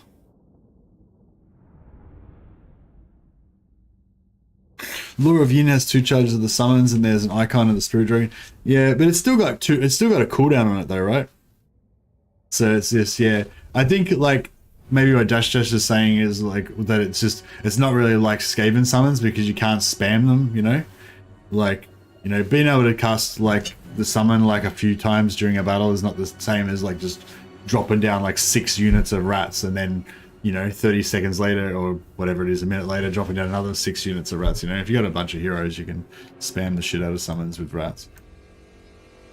But yeah, but it's like, you know, yeah, you can use it as a speed hump basically for hold up like 2 or 3 units maybe.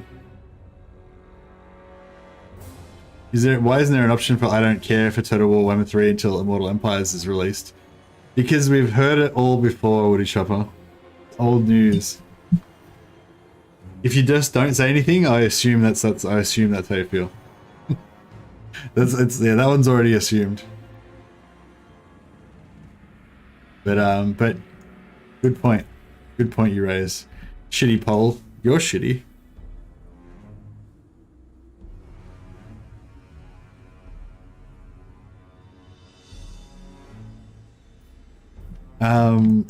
What was the, I can't remember what the poll was about now. Oh, about meowing. Yeah, right.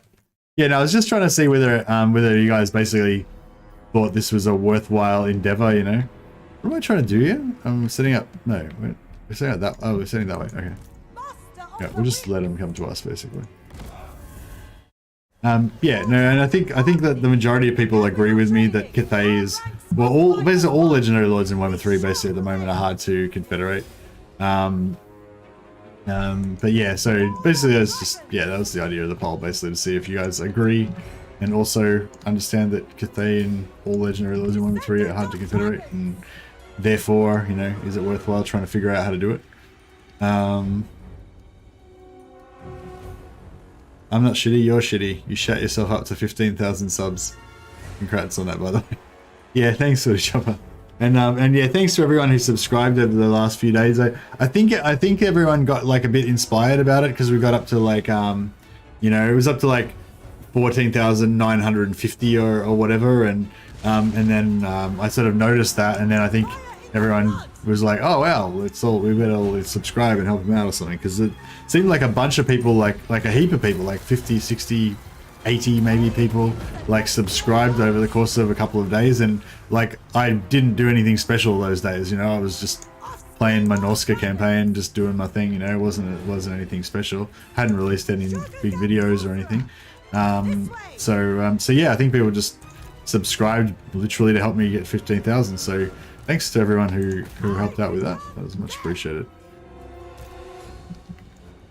I will endeavor to make some more videos and be worthy. Oh shit, we're coming over here? Okay, I didn't even notice that was where our guys were. Maybe we should just send some guys over here to help this dude to deal with that.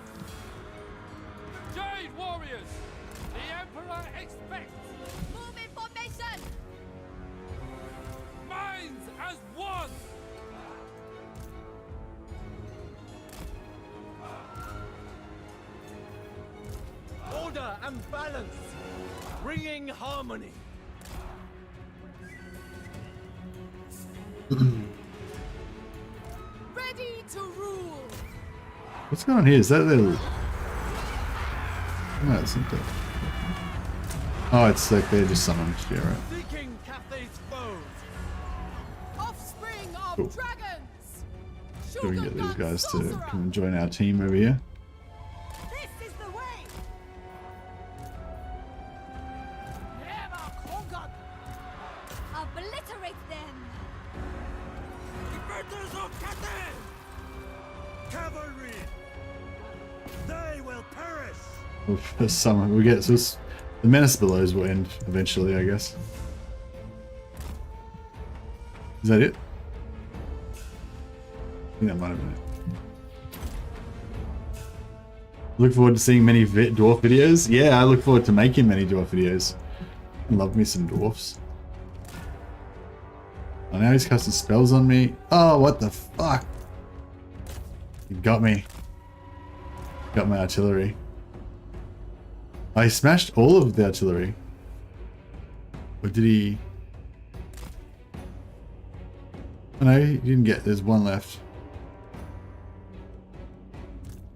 What the absolute fuck?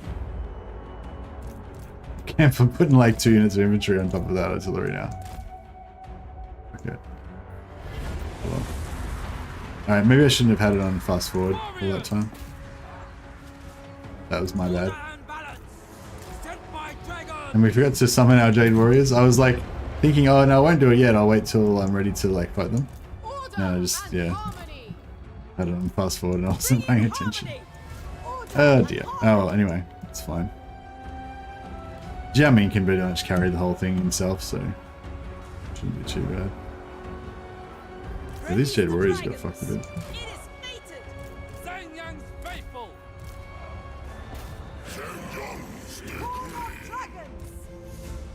For the Moon Dragon! Repositioning! Dragons, hear my prayer! Never conquered. Marching as one.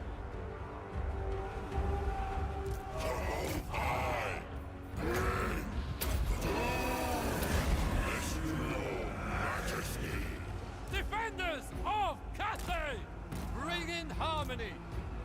For Cathay!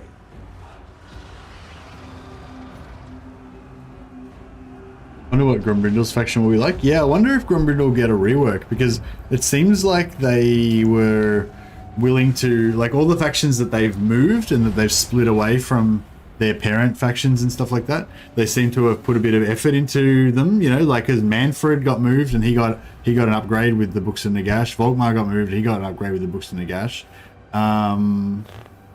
We don't know if Gorst got an upgrade or not. I don't think they've said anything about him.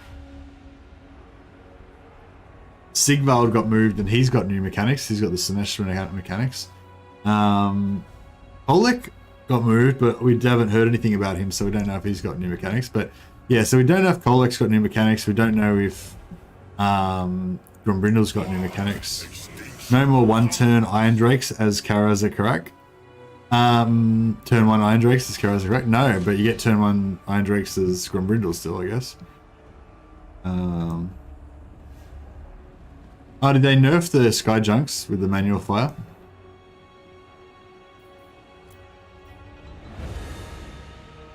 What did they do to them?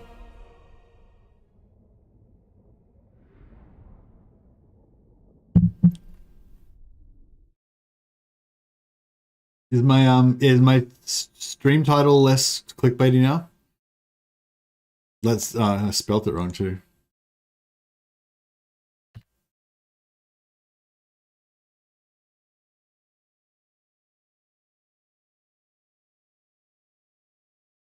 Increase reload time and fix the quarter ammo consumption. Oh, okay, so they just stopped it from being broken, basically.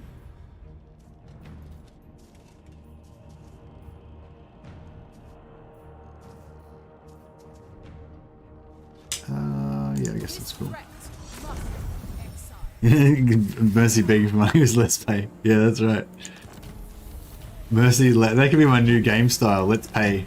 You have to pay me to pay you to take a turn or something. Be like, I'll do another move every time I get a super chat or some shit. Yeah, I don't think that would go down too well. The Iron Dragon. The Plague of Rust technically don't need, because I'm in dragon mode most of the time when I'm casting. Although, no, I might put him on foot and give him like Wall of Fire. That'd be pretty cool. Or do I want to give him like Glittering Robe? Middle shifting, so base, shifting damage. What the fuck? So did they just give the Law of Yang like the exact same passive? Oh no, it's a heaps better one. What the fuck? So the Law of Yang passive is just... Oh, it's 55 meter range, whereas the metal one's global.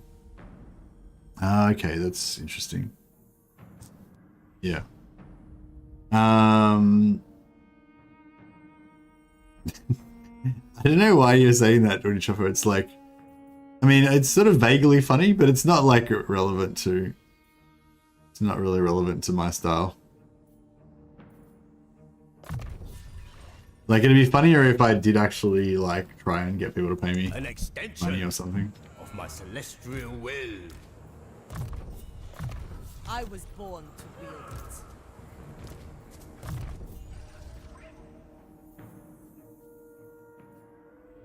it. A tool worthy of a dragon. Shugengan Lord reporting.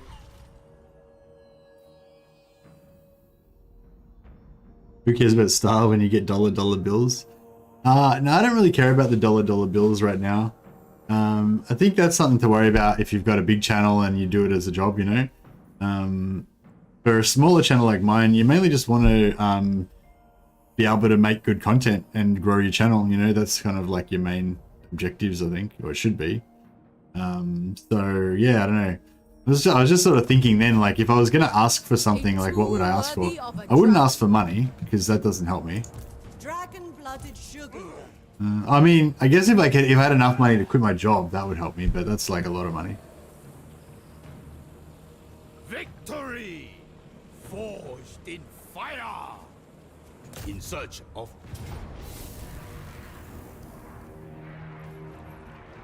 Test of iron! Yeah, I'd ask for time. You can gift me time. Master of Give me hours that I can use to spend on YouTube. That's what I want. many feet, one purpose. Well, not just YouTube, but also just playing Total War. Dragon-blooded. And I guess I also need the game as well. Give me time. Get Creative Assembly to give me early access so I can actually play the game. And then that would be it. That would be what I want. Ayeston Jones giving out memberships again. How you going, Ayeston? Fucking Ayeston's like the sugar daddy of memberships. What about members? Yeah, actually, yeah, I do like members. That is true. But Sent by our ancestors. but A thoughtful maneuver. but seriously though, nah, like I don't really I don't know. I guess it's all good. Like super chats are really nice to get. New members are really nice to get. Thanks again, Ayeston Jones, for gifting out a heap of members. It's super nice of you. Welcome to the new members of the channel: Bogdan Luba, Barlin, Vasily, and Alex Mix. Welcome. I definitely recognize Alex Mix, and maybe Varlin, maybe Vasily. I'm not sure about Bogdan. Maybe some of you guys are newer or you don't talk as much in chat usually. But yeah, I definitely recognize Alex Mix from some previous interactions. We are giving you time while being here. You're giving me your time. Yeah, no, giving me your time is great. Celestial glory is ours. Yeah, I guess just watching my stuff is the main thing I want people to do. But I feel like it's not really like up to you guys to do that. Like it's up to me to do that, really. Beyond reason. I mean, it's up to you guys to watch, but it's up to me to make it something that you would want to watch, you know what I mean? Maneuver. glorious bloodletting.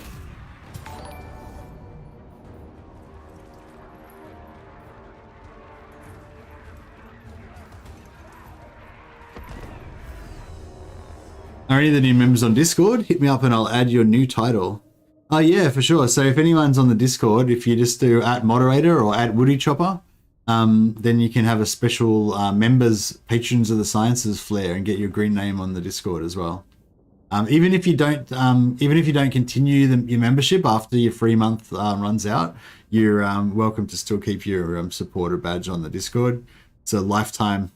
Even though the YouTube membership only lasts as long as you keep paying the subscription, but the Discord membership flair lasts forever. So there you go. I don't know anyone who's as egalitarian to you. Anyone is free to pay, but you don't need to, and you don't really need any uppity exclusive. Yeah, you don't get any. Yeah, that's the other thing. You don't get anything out of being a member, really. It's just a way to support the channel. It doesn't come with any like exclusive, awesome stuff or anything. Apart from you get a cool green name. Although I'm mostly listening, and for that you are the best amongst the Total War YouTubers. Turin and Lord Sotek fights for second place. Oh, thanks, Day One. You're saying you think I'm good as like a Total War radio station type thing, just to listen to while you're doing other stuff? Yeah, I'll take that. Surrounds us.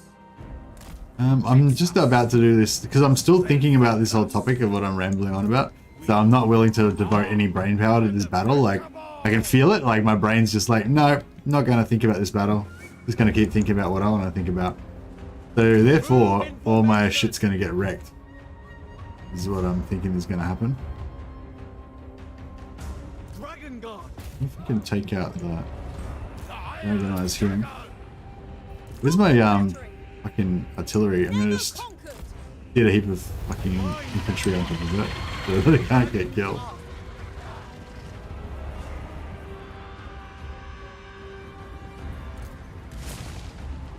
Sent by dragons. I maybe I should chuck these down now, just to Cavalry, move as wind. For Cathay. get that sorted. The celestial faithful, guided by ancestors. Praise the dragons. Dragon God. Send Yan, send. I'll pull the cavalry out back through the halberds. We should be able to pull them out fairly. Oh shit, maybe not. Spear's coming. Alright, fuck it, let's just burn. Burn, baby, burn. Disco Inferno.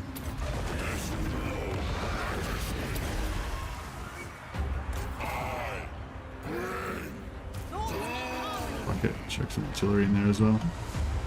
Do it. Stone and steel. Shenyan's faithful.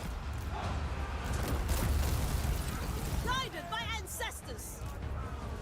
Move as wind. Acolyte of secrets. The path of metal. It pleases the dragons.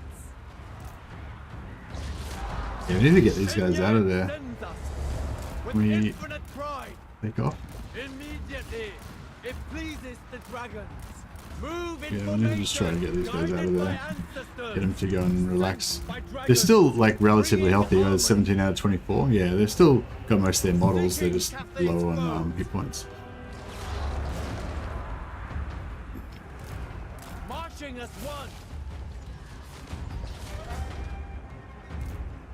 It is fated. Shenyang sends us. Those last two models can escape. There we go. Cavalry.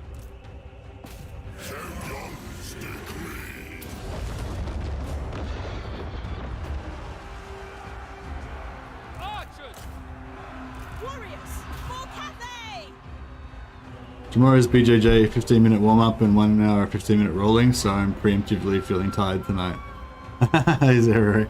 Yeah, I was like, my wife was asking me if I wanted to go to Jiu-Jitsu yesterday, but it was like, I'm still sore from last time I went to Jiu-Jitsu, and that was like, no.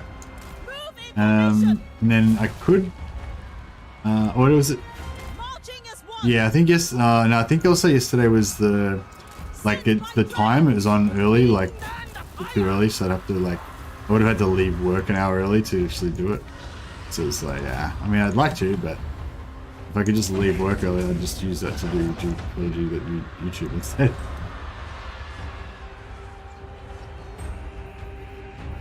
Warrior crossbow. All right. Move in This- formation. Sieges, I don't know. What do you think about sieges? So I don't. It doesn't seem like the amount of. It doesn't seem like the sieges are going to change much in Immortal Empires. I don't know. I haven't heard them say anything about it, so I assume that means it's not going to change. Like, I mean, eventually they'll change it. They've said they're going to have a look at it. But I was hoping that, you know, at launch they would have done something to make it so that sieges are less prevalent. So you get a bit more land battles when you're playing campaign. But it doesn't seem like they've said they're going to be doing anything about that straight away. So yeah, so I guess at launch it's still going to be kind of like the same sort of thing as it is now. But The stars align. that's okay, I guess. Extinction comes. Where's the thing for that? Wind and fire.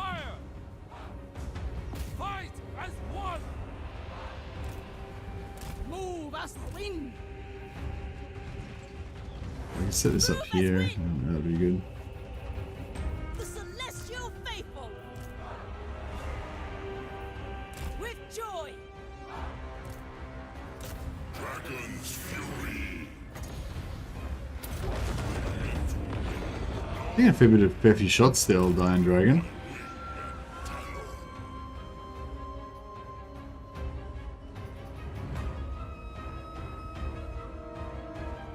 Azazel does look sick. Yeah, I feel like Azazel's like the Satan of Warhammer 3, isn't he? He kind of reminds me of that sort of Satan type character, like this charismatic kind of sort of sexy demon type guy, like in a way. Like I feel like he's got that sexy demon thing going on, like even though he's obviously not like super attractive in a conventional sense.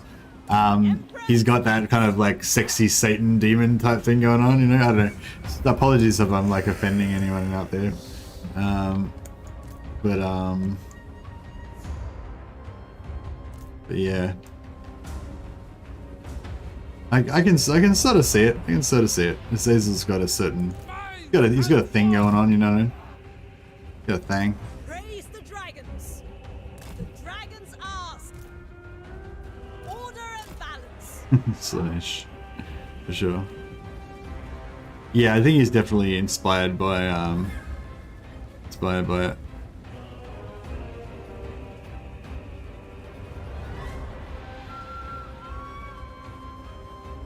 Oh, did Dash Dash get a membership? Oh, he did too. I didn't even notice because his name was blue. Oh wow! Yeah, congratulations, Dash Dash. You're welcome to the patrons of the sciences. Minds as one. Thoughts in harmony. Dash Dash is like he's one of the sciences. He's one of the scientists, By celestial decree. but he's now also one of the patrons. It's conflicted. Thoughts in harmony. Fucked up a bit. Yeah, it's not really the best. Hopefully they're gonna wrap. Hopefully they're gonna better soon. I should just send him to their lord. Yeah, thanks again, Iceton, for all of the generous memberships you've gifted. I think you've given away like 20 memberships or something the last few days. You were forgotten. Oh, you weren't forgotten. You were missed. I didn't even see you because your name came up. Everyone else's name came up green, which is like the membership name, membership color. But your name, because you're a mod, your name came up blue. So I didn't see you. You're invisible. You're stealthed. It's a stealth membership. How are we gonna do this? Never conquered. Can you just... It's cool that we can rust people when we're in Woody Choppers is using some emojis. Dash Dash is using emojis. That's one good thing. I was complaining because we've got all these emojis, but no one really ever uses them. But now that we've got like double the amount of members, there's like lots more people that can use the emojis. Yeah, if you wanted to know how to do an emoji, when you're typing your chat, right down the bottom underneath where you type the chat, there's a little smiley face. You can click on that, and then you've got all your different like special, mostly the mad emojis that you can use in this channel if you're interested in such things.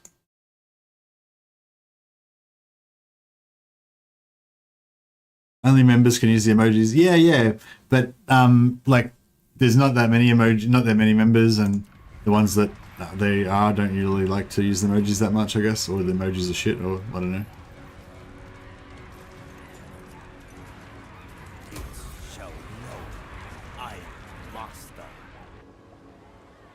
There you go. Amuto uses emojis. He's using the chopsticks eating his noodles emoji.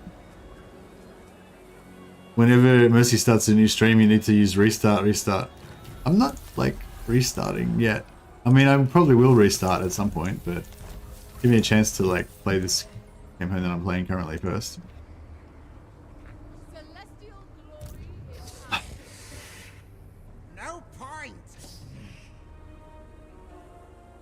Do you reckon we're going to be able to defeat this with our shitty garrison? I don't know if we will be able to. Dragon-blooded Shogunga. Shogungan Lord reporting. Shaper of the Eight Winds. Do you have supplies?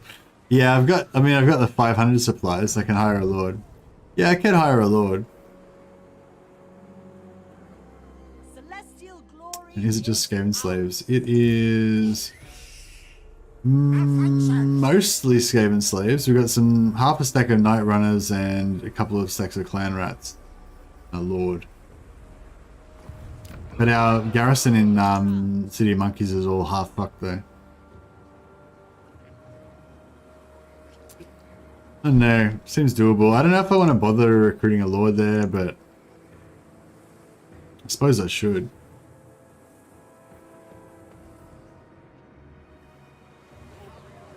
Wind Shaper. I will be obeyed. Offspring of dragons. A gift from my ancestors. Dragon-blooded Shogunga. Wind Shaper.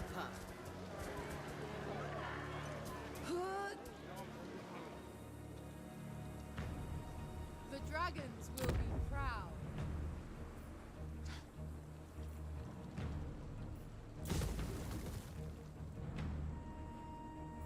We are in need.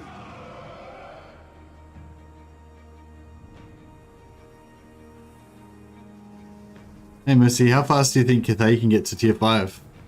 Oh, don't know. Haven't thought about it. Pretty fast. They got pretty good growth buffs. Fuck. The Iron Dragon. Hmm. You will obey.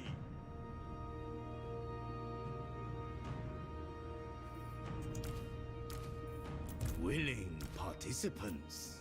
Our master has spoken. I expect unwavering loyalty. Turn 6, so we're possibly already getting into like too late to save Miao Ying territory.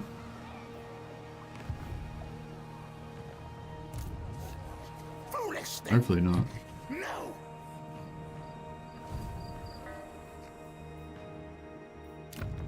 So you reckon I should hire another lord here? Just temporarily. Which one do we want to go? Yin or Yang? Yang's the one that's got the fire spells that we want, right? The Dragon-blooded. How do you tell what they are? Natural authority. So she's a Yin. No, this is not the one we want. Master of Feng Shui. She's a Yang. She's a Yin as well, sorry. That's not the one we want.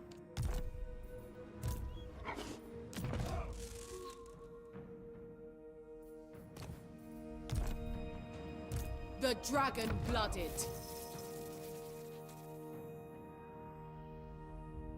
So yeah, we want a Yang one. Yin is better leveled. Yeah, this is going to be a level 1 though. Be proud. So they won't have any fight. They won't have any damage spells unless we get a Yin.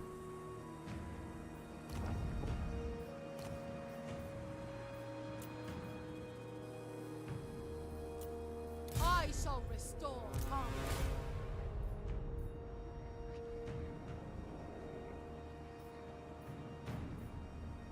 I'm going to play some Cathay when you get home. Oh, well, yeah, let me know if you figure out anything. Oh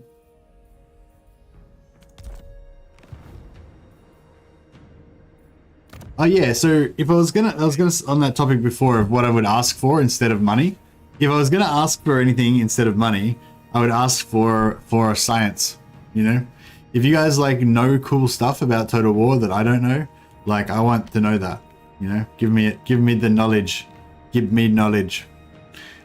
So, you know, so yeah, I guess that's kind of what I'm trying to make one of the themes of this channel, you know, like sharing the science, sharing the exploits and then strategies and, you know, just talking about Total War, what's best, what's good.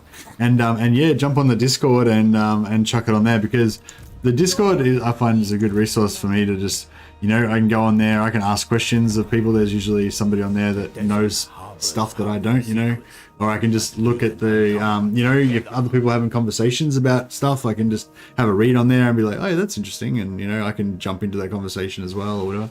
Which is basically this whole stream right now is inspired by a conversation between Dash Dash and Very Special, a couple of guys that were having a conversation on the Discord yesterday. I've done a few of these streams before about Cathay Confederation, but some new ideas came up in this conversation yesterday, so I was like, all right, cool, let's check this out. You know, so that's you know, that's what I'm into. No. Miao Ying, no. Oh, I should have checked her strength rating. Oh, I can check it once we get out anyway. Auto resolve. Yeah. Earn the Emperor's love. Beautiful. Got the wipeout. Got a few hundred gold. Turn to the Emperor's bosom. And auto We is shall prevail. should have fought it manually. Fuck. I was thinking I'll auto resolve so it kills him, but it didn't kill him because it was, yeah. Should have manually fought him to kill him.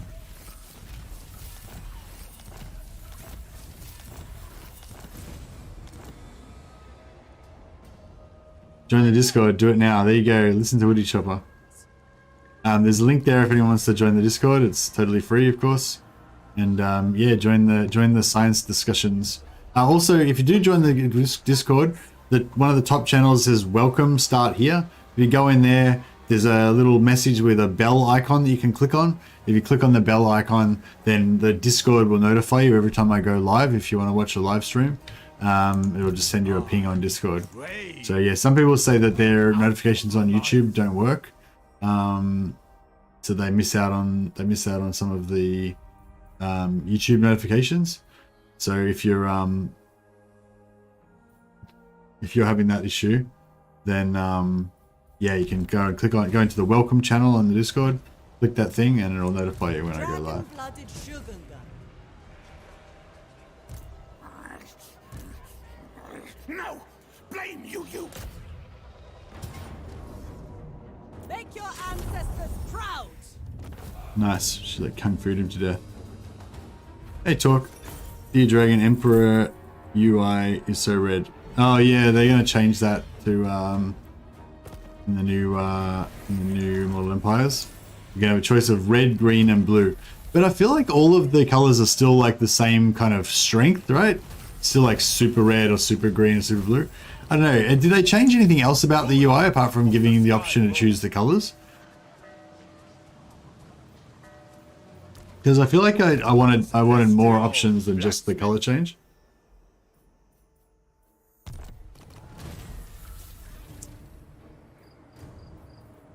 How are we going to do this? Shogun Lord reporting. Man, I'm pretty far. I can almost make it there. It is mine by blood. Oh, she can make it there. Interesting. Should we maybe take... Should I take that settlement now? Fire and metal! Oh, we can make My it there. ancestors require it. Child of the Restrictions. night. Wind shaper.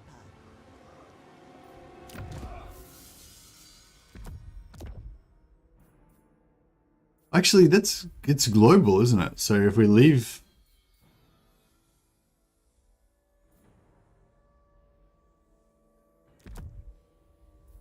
we give her that item, then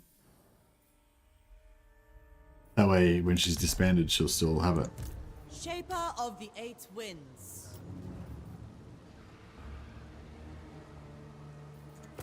Wait, I just realized she's the wrong color. We disband her, it'll screw us up. Born to rule. Child of the Nine. Imagine the UI is not super high on the list of priorities. Wind Yeah, I guess so. You'd think it'd be like super high on the list of things that'd be easy as fuck to change though. You know?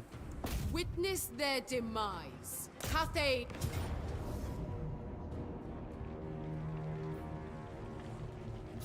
I demand. Like, their what do they call it? Low-hanging fruit? The Iron Dragon.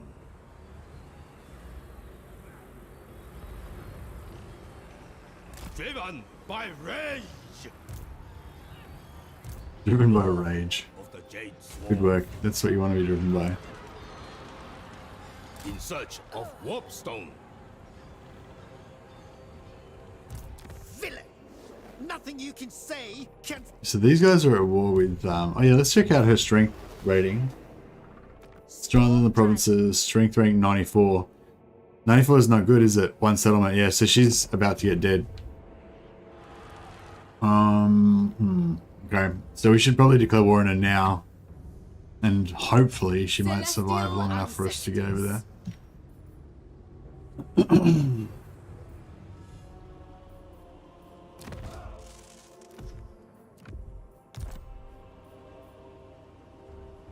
Fight in perfect harmony.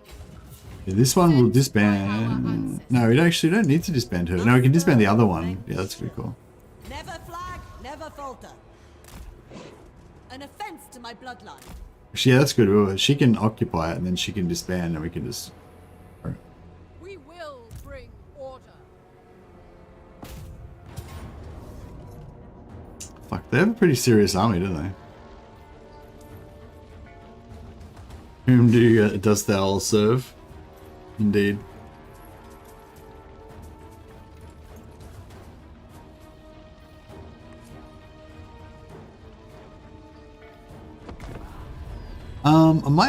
I might just end the stream now actually, just to so I can go and get some sleep. I've been doing these like short streams lately. I know it's sort of like extra short today because we screwed around talking about the video for an hour, but I know I have been finding that it's a lot easier. You know, my life seems to be a lot easier when I only stream for 4 hours and I get an extra hour of sleep instead of 5 hours.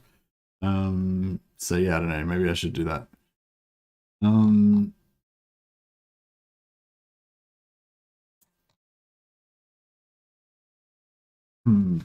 I don't know, this seems like a, you know, I'm kind of okay to spot to end it, I guess. About to fight a battle. We'll be able to get started on that straight away at the first stream, start of next stream. Yeah. Alright, well, anyway, yeah, I feel like it was a bit of a weird short stream today, because but anyway. Yeah, I guess it's gonna be a bit like this. So yeah, apologies guys, it's just like with the way that the news cycle happens from CA, like I don't get any early access, or like I never know when the news is coming out or what the news is going to be or anything. So basically just, you know, at the start of the stream, if there's news, I talk about it. So for the next few days, or no, the next few weeks, I guess, this is probably going to happen every now and again. But you know, news is good, but hopefully we get to do some full length good gaming streams in between as well. So yeah, we'll see how we go. Anyway, thanks so much for coming, guys, and thanks for the super chats, and thanks for the new members. And Eston, very generous, keeps gifting memberships to everybody, which is really cool. I hope that you guys that have gotten the free memberships from Eston are, you know, enjoying it. And you know, I mean, it's not like, you know, anything amazing, like, but it's there's no super special perks or anything of being a member of the channel. But I don't know, it's nice to have the green name and the emojis and stuff like that, and it's super generous of Aston to give them away. And yeah, I'll just quickly check and see if anyone else is playing the Total War. See if we can chuck a host out to somebody.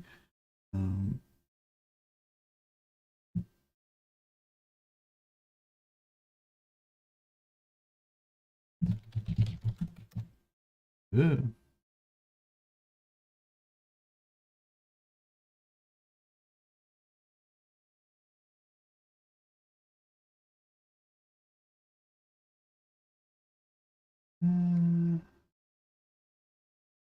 Ragnarok and To Dame Offensive are both streaming.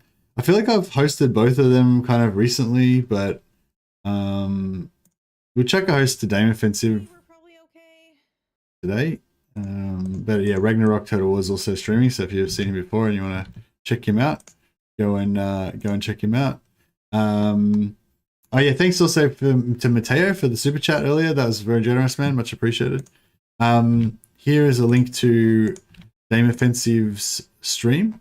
I'll try to do the proper official hosting thing as well, but I don't know, it doesn't seem to work a lot of the time, but you might get a button that'll pop up, but maybe you won't. But yeah. Yeah, no, Dame's playing Warhammer 2, sorry guys. So yeah, Warhammer 2. I don't know if there's anyone playing Warhammer 3, but yeah. It is what it is. Go and check that out.